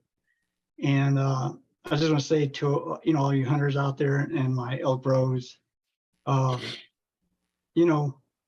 it, because you never know when your experiences in the outdoors will be taken away. And I remember laying down and saying, "Oh, I'll never be in the mountains again." And that was a real possibility. But I've been working pretty hard. I spend a lot of time in my little gym. And today I thought was working on the tents was big for me, because I don't think I've stood up that long, because a lot of my exercises are sitting down on a bike. So I was able to stand up, and I don't think I stood up for 5-6 hours straight. I do a lot of walking with my wife, but never a long duration like that. So I thought it was a good point today as far as my workouts go, and I'm looking forward to going to a place where there aren't any rocks, according to Travis. So, Yeah. Nice Yeah. smooth game trails for Chav. Yeah. You're gonna love it. You're gonna love it. Yeah, we'll see how that goes. I've been telling Yeah. everybody that God gave me overtime. I'm in an overtime period, just like in sports. So Yeah. I'm going to do what I can with what I have. But being part of this group has made it easy for me to stay motivated and keep working hard, and of course my family. I really think if I wouldn't have gone on that elk hunting trip a couple of years ago in 2019, I wouldn't have been diagnosed, because nobody knew what was going on. He was so sick. Been quick. He was so sick, but he was still on my 6 when I killed that bull in that 8-minute standoff. He was so sick. He was not feeling good at all, but he still gutted it out for all of us. And I'll be forever grateful. He's one of my cherished friends, one of my hunting partners. But dude, this guy is so tough, man. He just would not quit. Right. So I in that whole diatribe that you saw, I said, how big is your want? How bad do you want to get back on the mountain? How bad do you really want to succeed? I watched this guy fight for his life, and we put him the next year in 2020, he went with a walker up there to an area where it's special to hear the bulls bugle. Right. And I told him, one day you're going to be back on this mountain and you're going to elk hunt again, and he did it. He actually did it. Last year he was, so close so many times. Cole was, in 2021, went to Colorado. Exactly. Was the first time that he, got out there. And Cole was another one of those angels, man, that was out there and busted his butt to get Chav in a blind. And I think Chav saw more elk than anybody in that blind. The bull just about every day. Any of us, yeah. And Cole actually, we all did this, and cleared a trail for 300 yards of anything that he'd have to step over just so he could get there. And so, all of us, and I look at all the bros that were here, when Chav, when he had cancer, he was at a point where, and as you guys can tell, he lost his ability to walk because he had tumors on his spine. So it impinged, and he became basically, paralyzed. And as his nerves, he still struggles. He still doesn't feel everything through his feet. But as his nerves started to come back, he got septic twice while he was in rehab. So rehab kicked him out until he would finish his chemo, which was 6 months from then. And with his nerves coming back, we would have lost everything. So I basically called my brothers. I saw everything that they had in the gym there, that the extras they were doing with them, let these guys know. And the money came in, the equipment came in. We made a gym over there. He still used the equipment at his house, but we made a gym at Lene's house. And you could see, for months and months, we worked. From him just being able to, you could see where he was trying to pull a towel with a foot, to where if he could stand up for 1 second without holding anything. Those parallel bars. And for when we think about the miles that we go to get to elk, I want you to know those parallel bars are 7 foot long. And that 7 foot was his 25 miles. And to have seen all of that he did, and with the things that, that he's still doing. And I'm probably watched him today. I'm probably the toughest on him because I want him to never, ever think he can't do anything. And I watch him every day and I'm like, bro, do you see this? Oh my God. Do you see that? And I was a wreck today on the mountain. Yeah. But I will tell you this, guys, when you have a cancer patient, everybody talks to them about cancer. Right. And when I would go visit him, we talked about ElkBros. And the night that my granddaughter was born, he was in a wheelchair doing a podcast, and that gave him something. So there's something to tell you too, for those people that are struggling. Give them other bright stars in their life, man. Be a part of that, let them live, give them a reason to live. It was Lobo basketball Bros for that dude. So tell you what, it's not a whole lot to cheer about, Lobo. You better than that. You put Chav in front of a few 3D archery targets, and he's pulling more reps than somebody that's 20 years old, man. We're in New Mexico at Western Hunt Fest. That dude he was barely off the range. And if everybody was going the range, Chav was already there. And it was I don't know. I don't know, Chav, if you realize how inspirational you are to this entire group. And I wish the folks that are on YouTube and listening to this could be there to behold it, man. I mean, witnessing it ain't enough, brother. You're a huge inspiration. Last year in camp, Chav, you know, he's going to get his miles with his trekking pole. Sometimes it was 2, sometimes it was 1. He wouldn't give me my damn hammock chair back, but we got him one this year. I appreciate your example, man, and you are the true epitome of an ElkBros grinder, brother. Well said, Guy. And Chav, I want you to know, when Joe talks about bright stars, through my journey, when I was struggling with making myself go work out, making myself go do the things I needed to do to improve my life, you were my bright star, man. Thanks. You know, I kept telling myself, if Chav can do this, you know, I can certainly do. If Chav can do it, what do we have to whine about? Exactly, man. Yeah.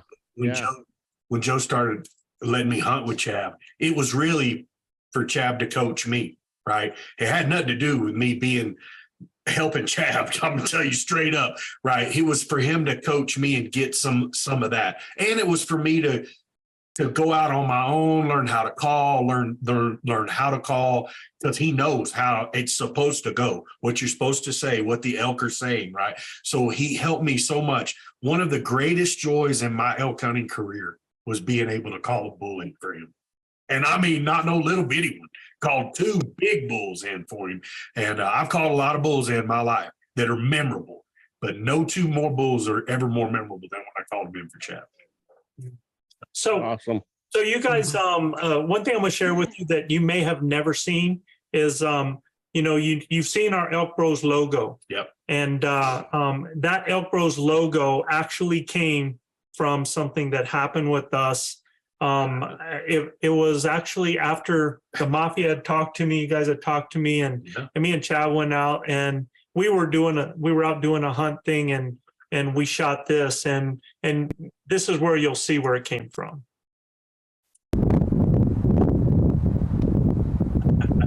That's it right there. So that's where the logo was born. That's where it came from. Right there. Hey Jojo, where are you going? Where are you planning to go? Because I don't have the full script, but where are you planning to go right now? As far as with this episode, what's next? So we got a couple things we got to do tonight. We've got to do our spin a winner wheel. I've got some grinders that I want to show. And other than that, it's just talking about our elk hunting journeys, problems that we've. Okay. So I'm gonna cut you off right there, boss. Okay. Gil, Luis, Manano, everybody else, we're taking this shit's about to go unleashed, right? Because yes, there was some inspiration in Western Contours for Joe Gillia. And yes, there was some prodding from Luis and Gilbert. But there's been some dreams fulfilled. There's been a lot of stuff and a lot of accolades paid to everybody that's on this screen. But I would like to take this and take over.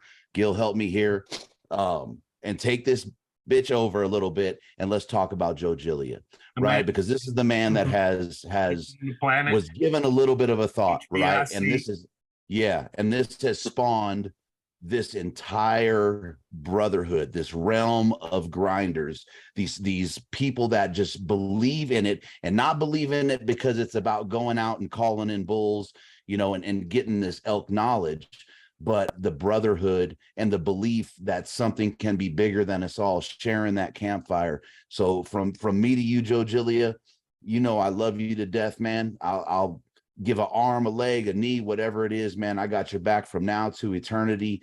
I cannot express my gratitude, my love for our friendship, for our brotherhood, for what you're doing here on the ElkBros, how you've supported me, the opportunity you've put in front of me with the coaching, with the guiding. You are next level, one badass, unleashed help you out a little bit, bro. But I don't want everyone else to get these accolades and not take a minute for us to go round table and hit you in the gut with it. Especially because you just about made me cry with that Chav montage there in front of all these folks, man. But I love you to death, man.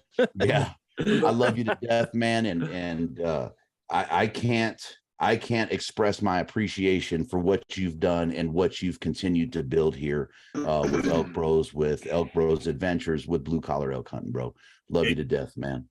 He's truly the vision, man. You know, we're just little spokes in this wheel, but he's kind of the guy that makes everything go. I mean, he just held up, you know, for you guys that are on YouTube, he just held up something we've been working on for a long time. His baby, the Soloist, our new ElkBros bugle tube, something that makes us more successful every day in the woods. We've been using it for many, many years, and we have our own. They're in the package. That are, ain't shameless plug or not, y'all get on ElkBros.com. Get on there. Because we got them in stock right now. They're the baddest bugle tube in the country. And look, I like a lot of different tubes, but I'm real partial to the one my brother here just designed, and I guarantee you I'll be blowing it all year. I have a bugle tube that he gave me on my first hunt that I hunted with him 14 years ago.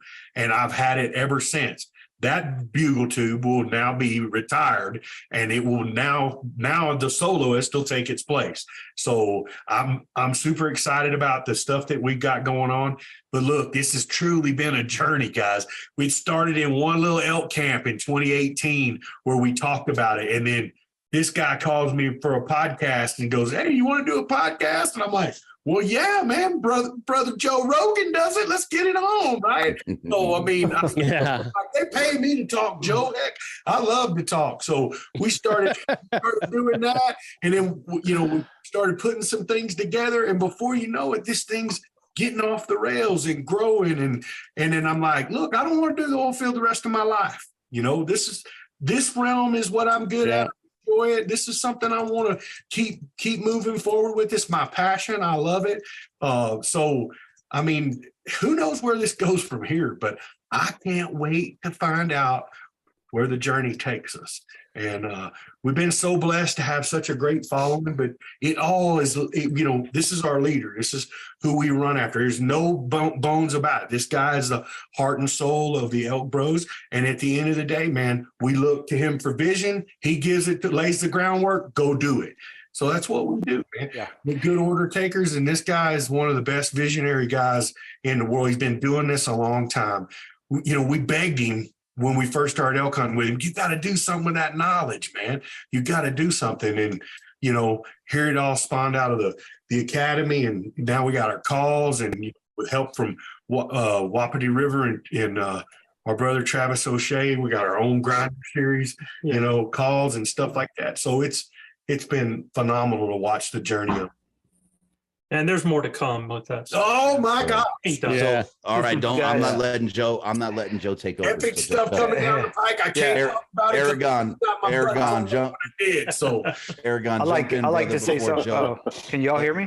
Yeah, we got you. Go ahead, Luigi. Yeah. I was just gonna say, man, I want people to understand that in the journey as we talk, my relationship with Joe started as a client. He turned into my coach, and then the relationship progressed into, he became my friend. He became my close friend, and then he became my brother. Business. Joe is a person that I admire deeply. His drive, his dedication. His ability to turn a vision into a reality is equal to none. He cares about his brothers, and as Beto would say, he'll fight hell with a water pistol for all of us.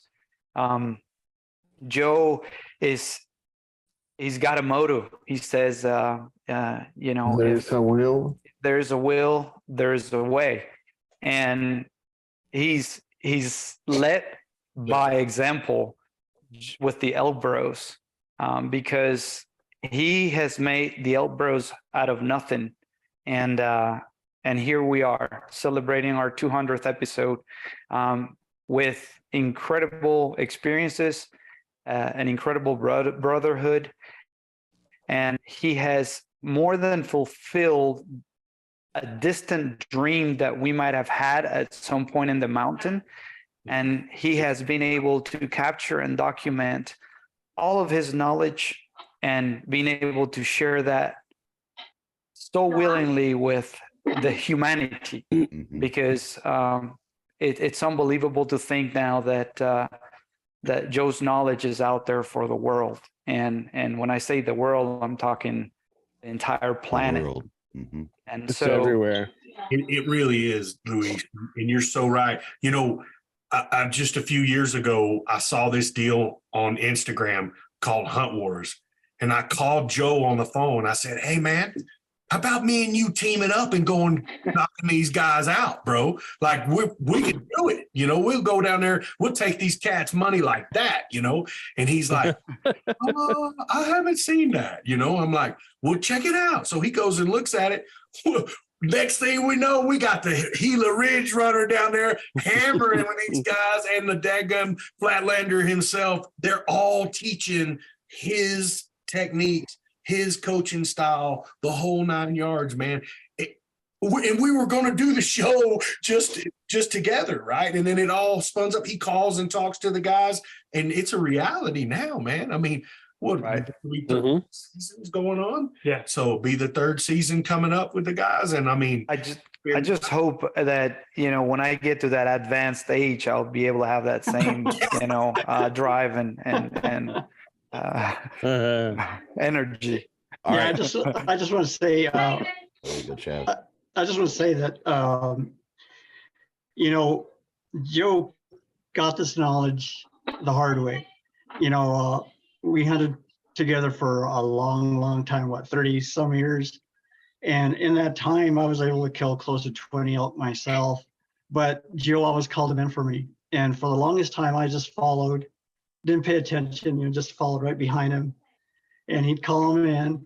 And in the early days, I mean, we traveled miles and miles and miles. We have one unit that's our favorite unit. I'm probably not going to say, I won't say what that unit is, but we knew every corner of that unit because we walked every corner of that unit. And there's even a mountain most of you probably aren't familiar with unless you live in New Mexico called Mount San Antonio. And it's just a big dome mountain in northern New Mexico. And you look at it, it's like, holy cow, look at that thing. You know, I wish I had a helicopter. I could go up there. No, we walked up there and walked down.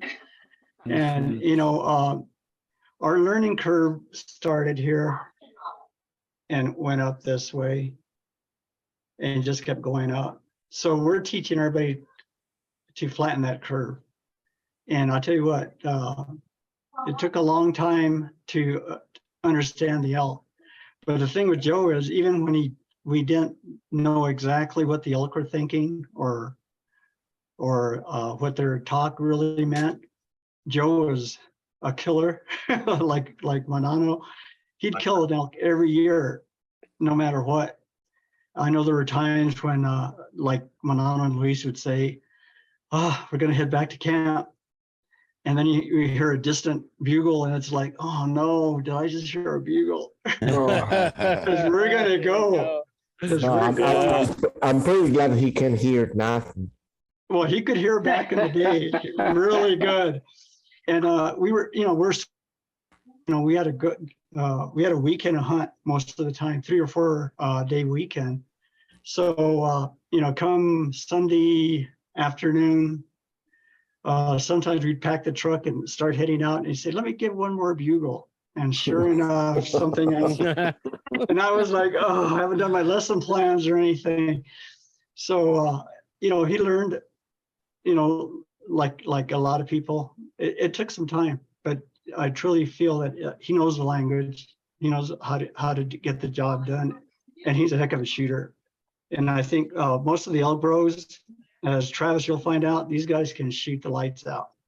You know, I'm probably the worst shot, but obviously shooting 20 and in, you know. Chav, we'll get him close, buddy. That's how close Joe would get him for me. But he got his knowledge, honestly. You know, he did the job. He put in the miles. Yeah. Who's next? That's awesome. Well, I'll go, man. Yeah, Joe, I appreciate you more than you'll ever know. I'm very particular about people I follow in the world, because I think if I'm going to follow somebody, they have to kind of walk that walk. They have to have the same kind of mentality, different things like that. One thing I know about you, Joe, and I appreciate, and it's something John Maxwell, one of the, kind of motivational guy, talks a lot about leadership, but one of the things he always said is that, leadership is influence. At the end of the day, if you have influence and you're a good leader. But I can think of many times in my life, even when I had soldiers under me, when I was, doing my thing with the Army National Guard, there are many times I thought I was leading people, but when I turned around, there was nobody following me. I was doing the wrong thing. But I learned a lot about that, about what it takes to be a leader. And, you got to walk that walk, and you've got to have, it's not, you've done the things that you're asking others to do, and you're truly that leader. And you can tell you're a leader because when you turn around, you're going to see all of us following you. So there's no doubt about that. But I appreciate your leadership, your vision. And, I like being the low guy on the totem pole. I'm here just to do the grunt work. I don't You're have just short. That's all, bro. You're not the I low. got all that. No, but at the end of the day, we've talked about that. I don't have a show. It's not for me to promote. I just want to help your brand and help other hunters. Just impart that. But I get that from you, and so I appreciate you, man. Just keep doing what you're doing. And I'll also make a prediction. Chav kills the biggest bull in Canada this year. He's coming on with the record. Amen. On that one. There it is. Yeah. And there's more people coming into this realm. We've got some great things going with coaches, some great people coming in.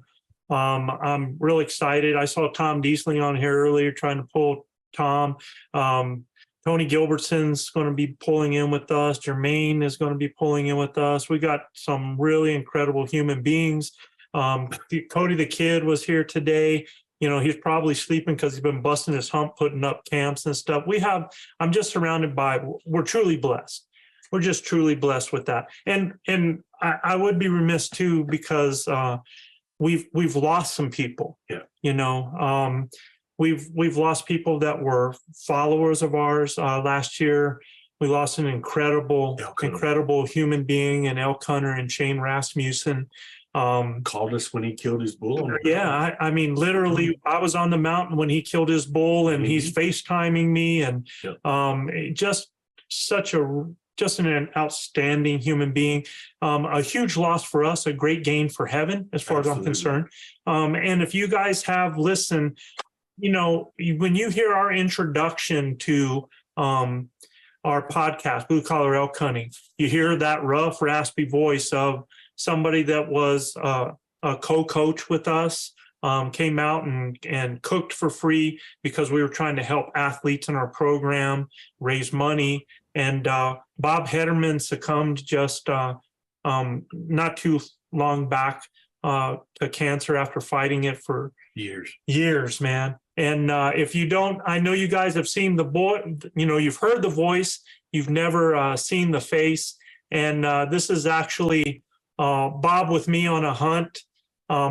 Back in 2005, I had that year actually, I had one more day to go. I had taken a bear and my elk, and I actually took a deer as well. And earlier that season, an antelope, all with the same arrow.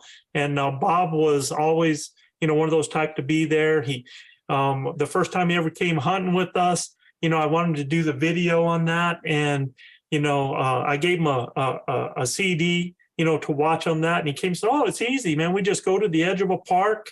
I set up the camera, you call and they come in and you kill it." That's pretty much how it works, Bob. Yeah. But Bob Hederman, rest in peace, Bob. Yeah, the voice of the ElkBros. He is the intro. We'll see you one day, bud. Not too soon, but we will see you one day.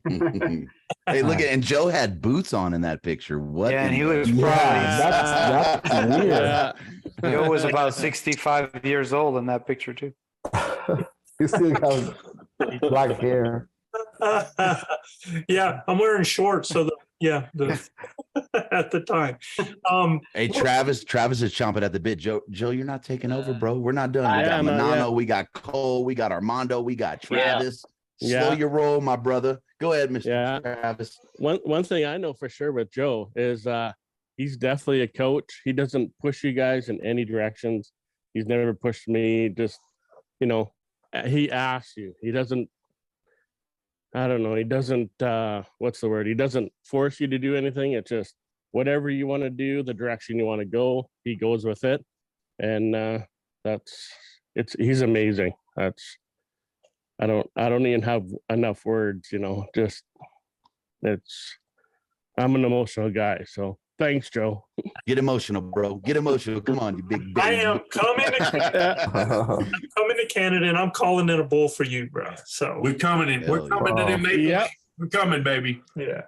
And All right, likewise. Cole. All gas Cole. and no brakes. We're coming. That's right. Yeah. All right, so 100%. here's my story. Here's my story on how I became an elk bro. This is pretty funny. I started listening to the Elk Bros. Man, it was I don't think y'all had been out too long. But anyways, I think y'all had just come out with the hats and stuff. And I told Joe, I was like, I'm gonna buy one of those hats, and I've got a little YouTube channel. And I tell you what, whenever I kill my bull and my buddy kills his bull, I'll wear your freaking hat.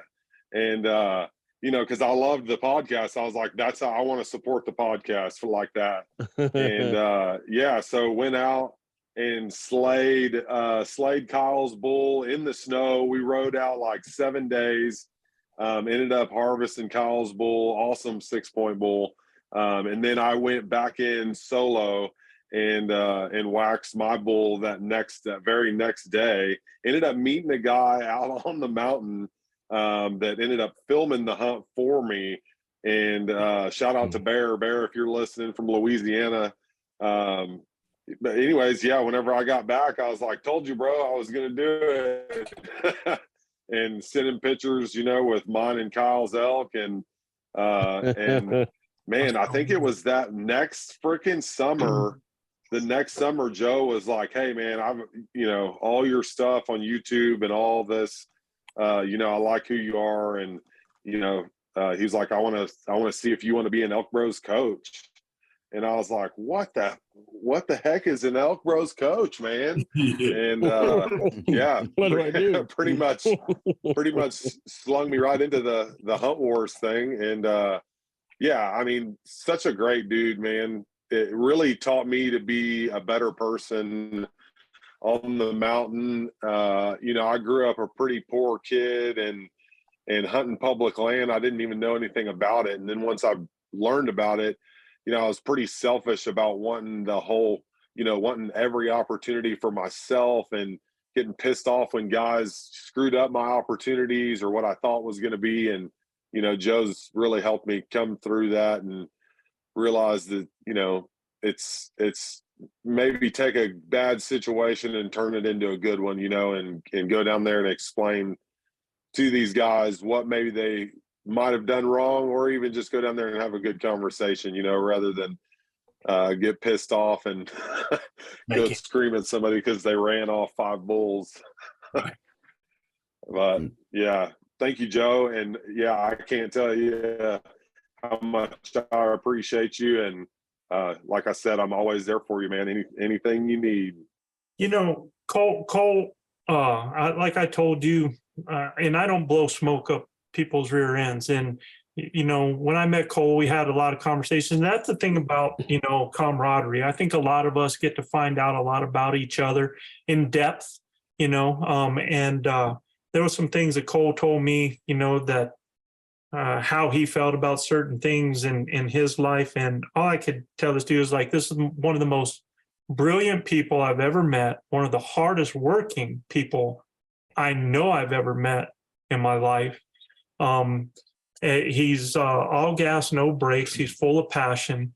But this man can accomplish anything that he puts his mind to. And I truly, truly believe that. That's why, I'm not sure where our future is going to go with everything there. He's smart enough that he don't need what I'm given. But man, I think there's going to be a place for that, as we keep going, because dude, my hat's off to you, and I wish you nothing but the best, man, always. So thank you, bro. All right. Yeah, man. Armando, you're driving, man. Unmute and kick at it. Cool. I got you. Well, I think to follow that up, Joe, like what I think of is basically for your entire crew. You have some new hunters, you have some experienced hunters, you have people from every walk of life, which is basically the entire grinding community. You kind of, throughout the country and worldwide now. I've been, all people listening in Africa, Canada, South America, Europe, like literally the grinders that are everywhere make up, it's a perfect melting pot that come in to listen to you. And what you offer to each one of the coaches, to each one of the brothers that are on there, that you offer to me is, which is very special, is belief. Like you believe in every single person, and you encourage them, and it's just like the conversation you just had, and you're hyping them up, and it's not hype, it's because you see something in people and you believe it, and you voice that opinion. And I think that's amazing. It's your coaching, it's your teaching background, you just have the package, and I think we're all honored to be a part of it. So thank you. Definitely. Mondo, yeah. And man, I'm can't wait till you come into the fold, bro. That's all I'm saying, man. So amen, hallelujah. And we're already there, man. It's just a time thing. I know. I'm coming. I promise, fellas, I'm coming.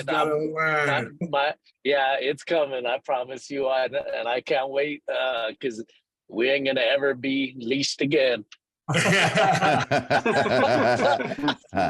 All right. Last but not least by any stretch of the imagination, Manano Unleashed. Oh. Get him, Manano. Let him have it, brother. I'm in control right now. No, you see, Joe. Look, Joe. I'm in control right now. I just want to say, man, I have Father Carmine still to come on over here. He has saved us. Guilt trips. He's so good with Manano guilt trips, bro.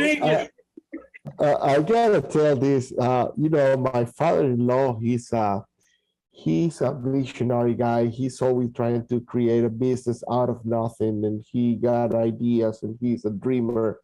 And he always listens to the podcast, and he goes like, "Manano, why don't you create some sort of a teaching class or something like that, like a university?" And I said, you know what? Joe Gillia already created. He created an amazing tool. It's called the Academy, where you can, like an entry level, no experienced hunter can go, and it's step by step. It's broken in several chapters that every single one can go there and start, learning how to hunt. So I think Joe, he's a true coach. He will, if you are lucky to be, he won't spend time with people that he doesn't like. That's Joe.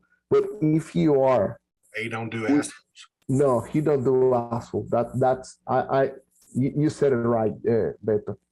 But if you are in that inner circle, he will start coaching you right off the bat, right there. I mean, he will be coaching you, and he got the means to do it, and yeah, he did it with me. I said, I've been hunting since I was like, 4 years old, and he started coaching me, and I'm uncoachable, and he coached me. Honestly, he saw, hey Manano, get in front of the wood, get out of that tree, man. And then, down there in Venezuela, we go behind a tree. No, Manano, it's in front of the tree. Man, it's small things like that. I don't have the enough vocabulary and means to express myself how I admire Joe and how he put all this together, because I think we all be pushing a little bit on that day, that conversation, and he created all of this. A guy that didn't know Instagram and YouTube and Facebook, none of it. Man, he still don't know Facebook because I keep asking him about it. It's amazing, yo. You don't know that Facebook owns Instagram. WhatsApp. WhatsApp, yeah. Yeah, WhatsApp. That's right. He was like, what's up? What's up, Joe? That's an app. Super handy. Super handy. Yes. I hate that damn WhatsApp. So you know what we should do, man? We should do a spin the winner wheel. I'm in.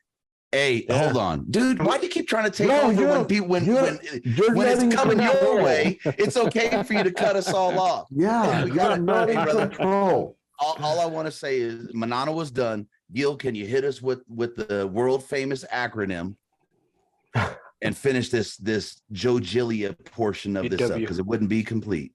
Yeah, WWJGD. That's it, baby. Yeah, WWJGD is in the house, and when he speaks, he's like E.F. Hutton. You better listen. Straight up, I'm showing my age there, but at the end of the day, man, this guy's meant the world to us. He is the HBIC. We follow. He leads. I can't wait to see what's coming. And I know he's choked up, and he's had a blast tonight with all you guys. He wants to give away some things. I love this guy like crops need rain. So if y'all don't know, you better ask somebody. So we're gonna love you, JoJo. Right here and give some stuff away. Yep. So people don't know what this is for yet, right here. But I'm real proud of the Soloist Grunt Tube.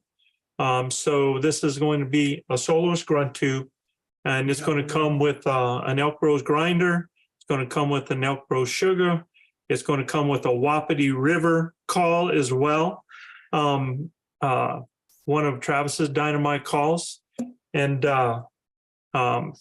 yeah, I know that they're only seeing the spinner right now, but here we go. I just want, these were all people that sent this in. Tate, the name, man, Tate Regular. Tate Regular. I bet Tate ain't regular at all, man. I'm just telling you. Hey, Chris, Joe, where does this people come from? How does this list come to be? So anybody that goes on to Apple Podcasts, and I actually found some, I think, on Podbean, I think I actually found some. If they go there and leave a review and have their name and where they're from, if they got to have their name and where they're from on Apple Podcasts, or if they go and leave that same information on our reviews, responses to our YouTube channel as well. So I go through it, I grab all those people that do that, and this is the list, man, of people that have done that. So, and I just can't thank people enough for taking that time. Yeah, right? There's a pile of them on there. Oh, too. man. Yeah, there is. In a whole bunch. Hey, I'm gonna give a shout out to name on there. No. We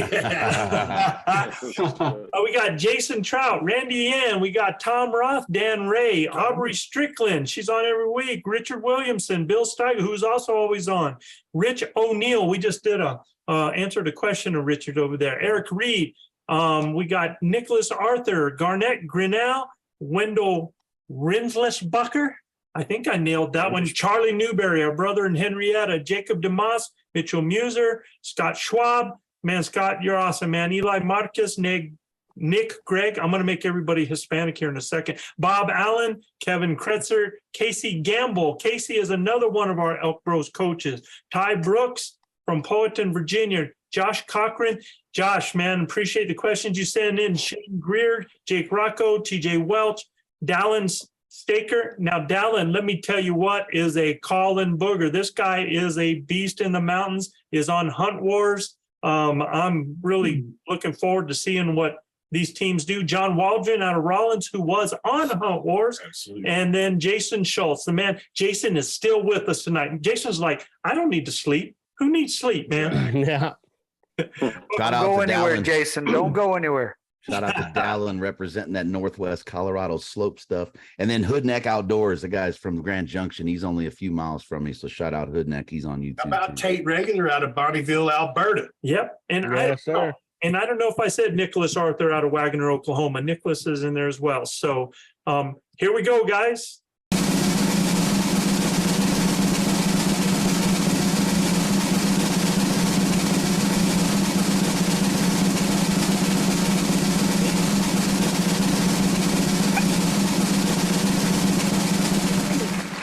Daniel Ohio. Reed. So Eric, man, send me your information. I need to get your shipping information, your name, your email. We'll get you hooked up, man, and we're going to send you one of ElkBros soloists, and you're going to close the deal, and you're going to make it happen with it, man. And I don't know if you guys truly understand. And look, it's a product, yes, but this is a passion. This is something that I created because we were using, and hats off to Mr. Wayne Carlton, whose tube, I actually gave you the Mega Tube for years and years, because I truly believe that my secret to success has been throwing calls behind me and making elk think that I'm further back than what I am.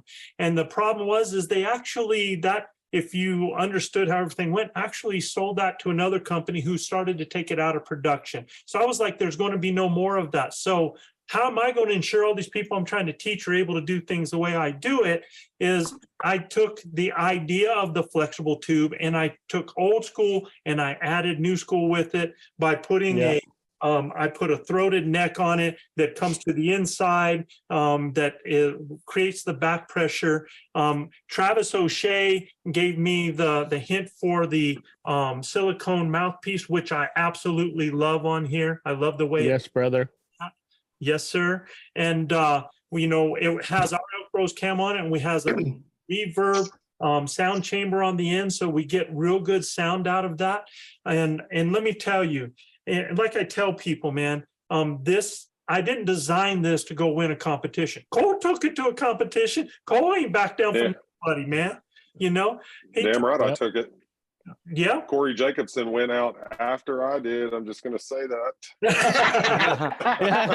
Hello, Corey, if you're listening. So, yeah. Rocky, I'm worried about it. I was carrying this thing, and Rocky was like, "What's that?" And it's meant to kill elk, and I'm very, very proud of this. So it's been. Cole, go ahead and say what you said. Oh, Rocky! Whenever I was going up to the stage, he was like, "What the hell's that?" And I was like, "Oh, this is a secret weapon right here." Don't know, you better ask somebody. That's right. And this guy, it was really cool. It was really cool. I'm just going to throw this out there because I took it with me to Oregon whenever I did the elk hunting course up there. And I was able to try out like 5 different bats that the guys had. And I actually went out into the woods and blew calls back to them. And this was the winner, Joe. This was the winner. No way. Out of the bats that we used. Oh, wow. Yeah, man.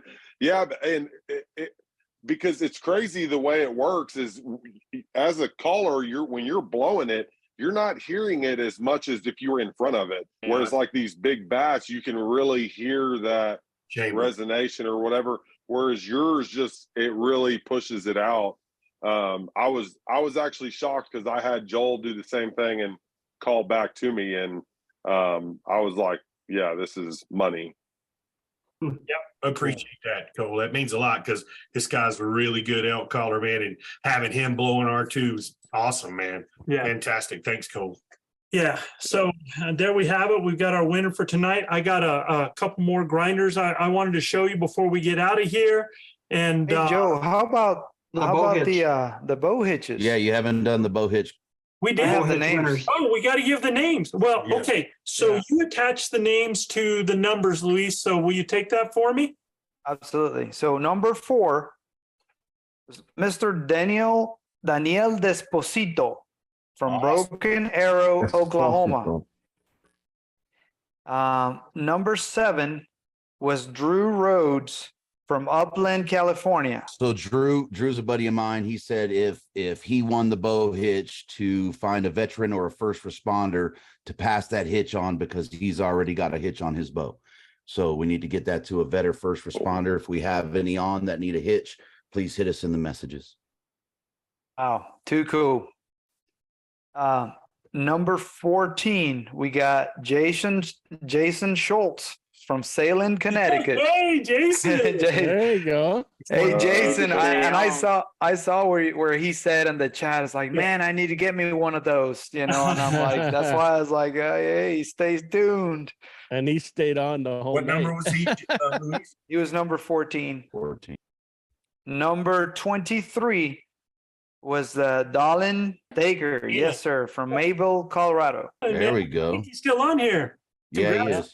Yeah. That's Galen. And then number 38, and I'm sorry, Cole, I had to skip you because you don't count. He actually had one. Cole won. That's hilarious. No, that's hilarious. I put my name in there to see what happened. So next in line after Cole was Mr. Albert Martinez from Albuquerque, New Mexico. Nice. The local boy. Right on, Albert. Yeah. And then the last number that we pulled for the price with the fly, that was number 25. That was Shay Hegestad from Edmonton. Alberta boy. Way to go, Yeah. Shay. And we'll be in Edmonton next week. So very cool, guys. I mean, we got New Mexico, Connecticut, Oklahoma, California, Colorado, and Canada. How And cool is guys, that? I should tell you, me and my buddy Dylan helped Shay pack his elk out last year or the year before. Oh, wow. way down to the bottom of a creek draw that you should not be down in.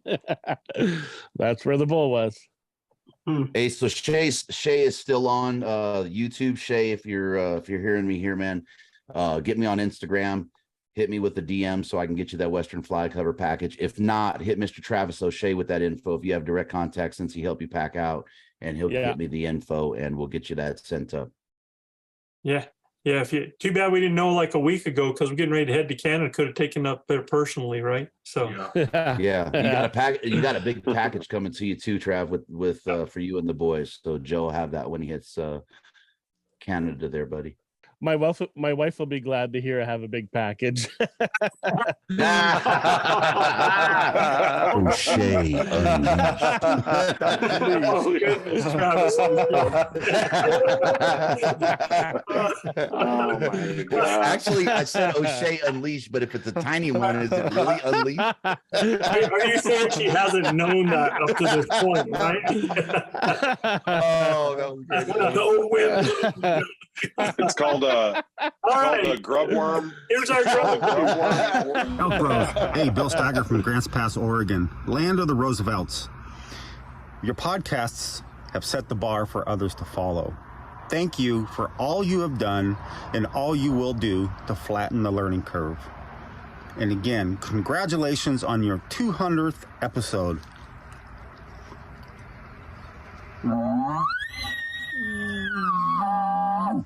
Just want to wish some of my favorite guys on the planet happy 200th episode. Keep up the good work, guys, and enjoy listening to the podcast. Thanks for everything you guys do for Howl for Wildlife, and I hope you have a great season. Hey, Elk Bros. Scott Baker from Parker, Colorado, and 303 Elk Up Outdoors. Just wanted to say congratulations on your 200th episode. I've been listening since episode 51 and haven't missed one yet. And every time I listen to you guys, I learn something new every time. So keep grinding and have a good season this year. Hey, this is Dan from Santaquin, Utah. I'm just up getting elk camp set up. Our hunt starts next weekend. Not this one, but the next one, the third weekend in August. Anyway, hey, just want to wish you guys well. And I love your episode. And Chav and RC, how you put up with those young bucks, I do not know. Anyway, thanks for all the things you do for us elk hunters. I'm just an old grinder. This is John Child from Layton, Utah. Congrats, ElkBros team on 200. Just want to say a ton of love for the whole crew there.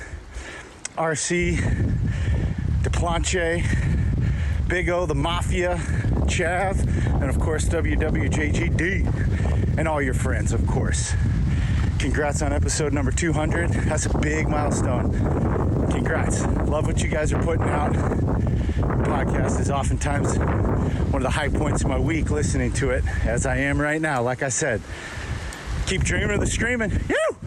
Adam Messner. Yeah, Wow, that's Messner, awesome. baby. Yeah. Messner, baby. Hey, Joe, I've seen already 2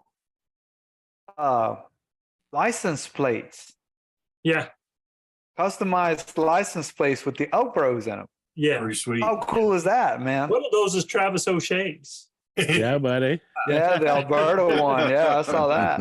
Yeah. It's very cool, man. It's very flattering as far as I'm concerned. It's just humbling and honored. That's all, all I can say with that. So, Guys, last year was our first ever ElkBros camp, right? Adventure camp, where we had coaches in camp and people coming in. Adam Messner had took our course and dove right in and actually goes out day one, never hunted bull elk in his life, goes out day one, makes a sound, calls a bull in at 20 yards, whacks him, and then, oh shit. Damn. He's like, and listen, this cat, like Cole Wilks, like, Ornelas, like these cats are really rugged, absolutely in shape. Round is a shape, people. But at the end of the day, these guys can just walk a mountain dry. I mean, they are so in shape. And he's like, I used to hear about this altitude. I thought guys were wussies, And he said, but I'm going to tell you, it's real, man. Where he killed that bull was probably around, 11,000 feet? Yeah. Absolutely. Joe, you were trying to FaceTime and explaining how to quarter, right? Yeah, exactly. And he was spent and could have got really hurt up there. He was on his way to it. Yeah, Joe talked him into coming down, waiting and getting help and stuff like that. And we were up there the next morning by daylight. So, but he got it done, and never been able to do that had he not went through, the guy Duplantier course, right? Mm-hmm. Myself, Joe Gillia. I mean, all of these guys teaching them how to call, and truly is the most important thing. We tell our crew that's coming in on 2023's ElkBros Adventure Camp, calling is so important, guys. Put your time in. You have to. If you can't make the sound, it's gonna be really hard to get around the critters, guys. Yeah.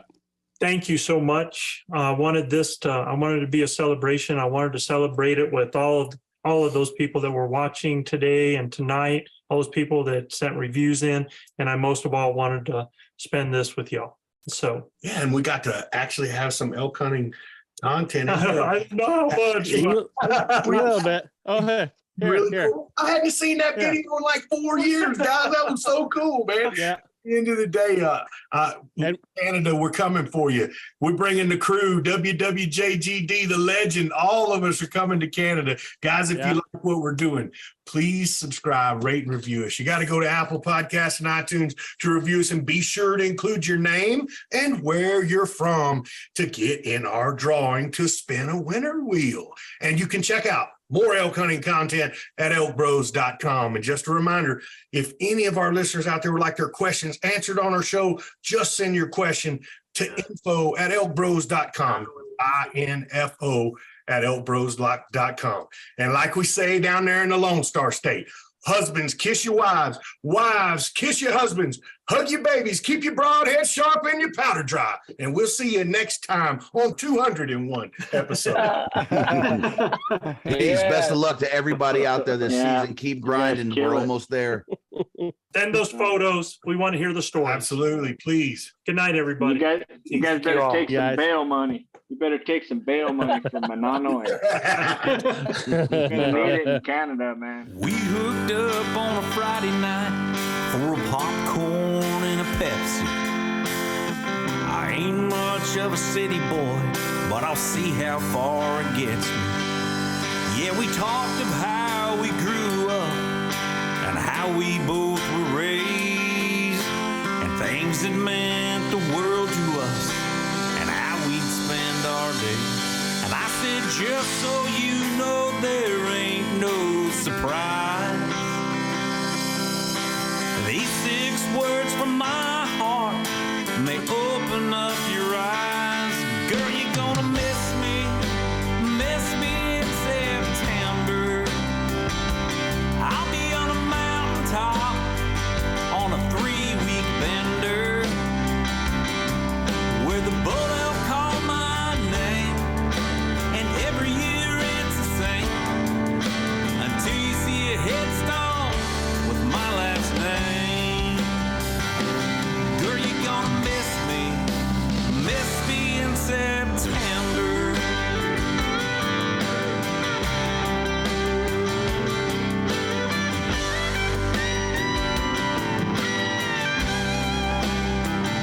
Now I remember weeks ago when we stood head to toe. You said the words, I love you, boy, and I said, I told you so. There was something about you I couldn't resist, and a few things off of my bucket list that I had shared with you, but this last one I couldn't do. 'Cause girl, you're gonna miss me in September. I'll be on a mountaintop on a 3-week bender, where the bull elk call my name, and every year it's the same, until you see a headstone with my last name. Girl, you're gonna miss me in September.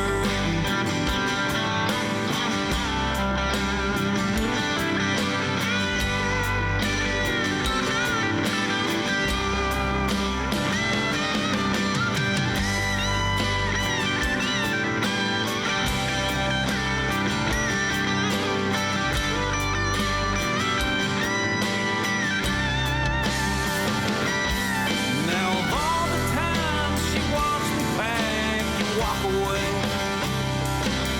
yeah, the wind switched from the south side and started blowing in my face, and I knew things were different now as I drove up lonely mountain road.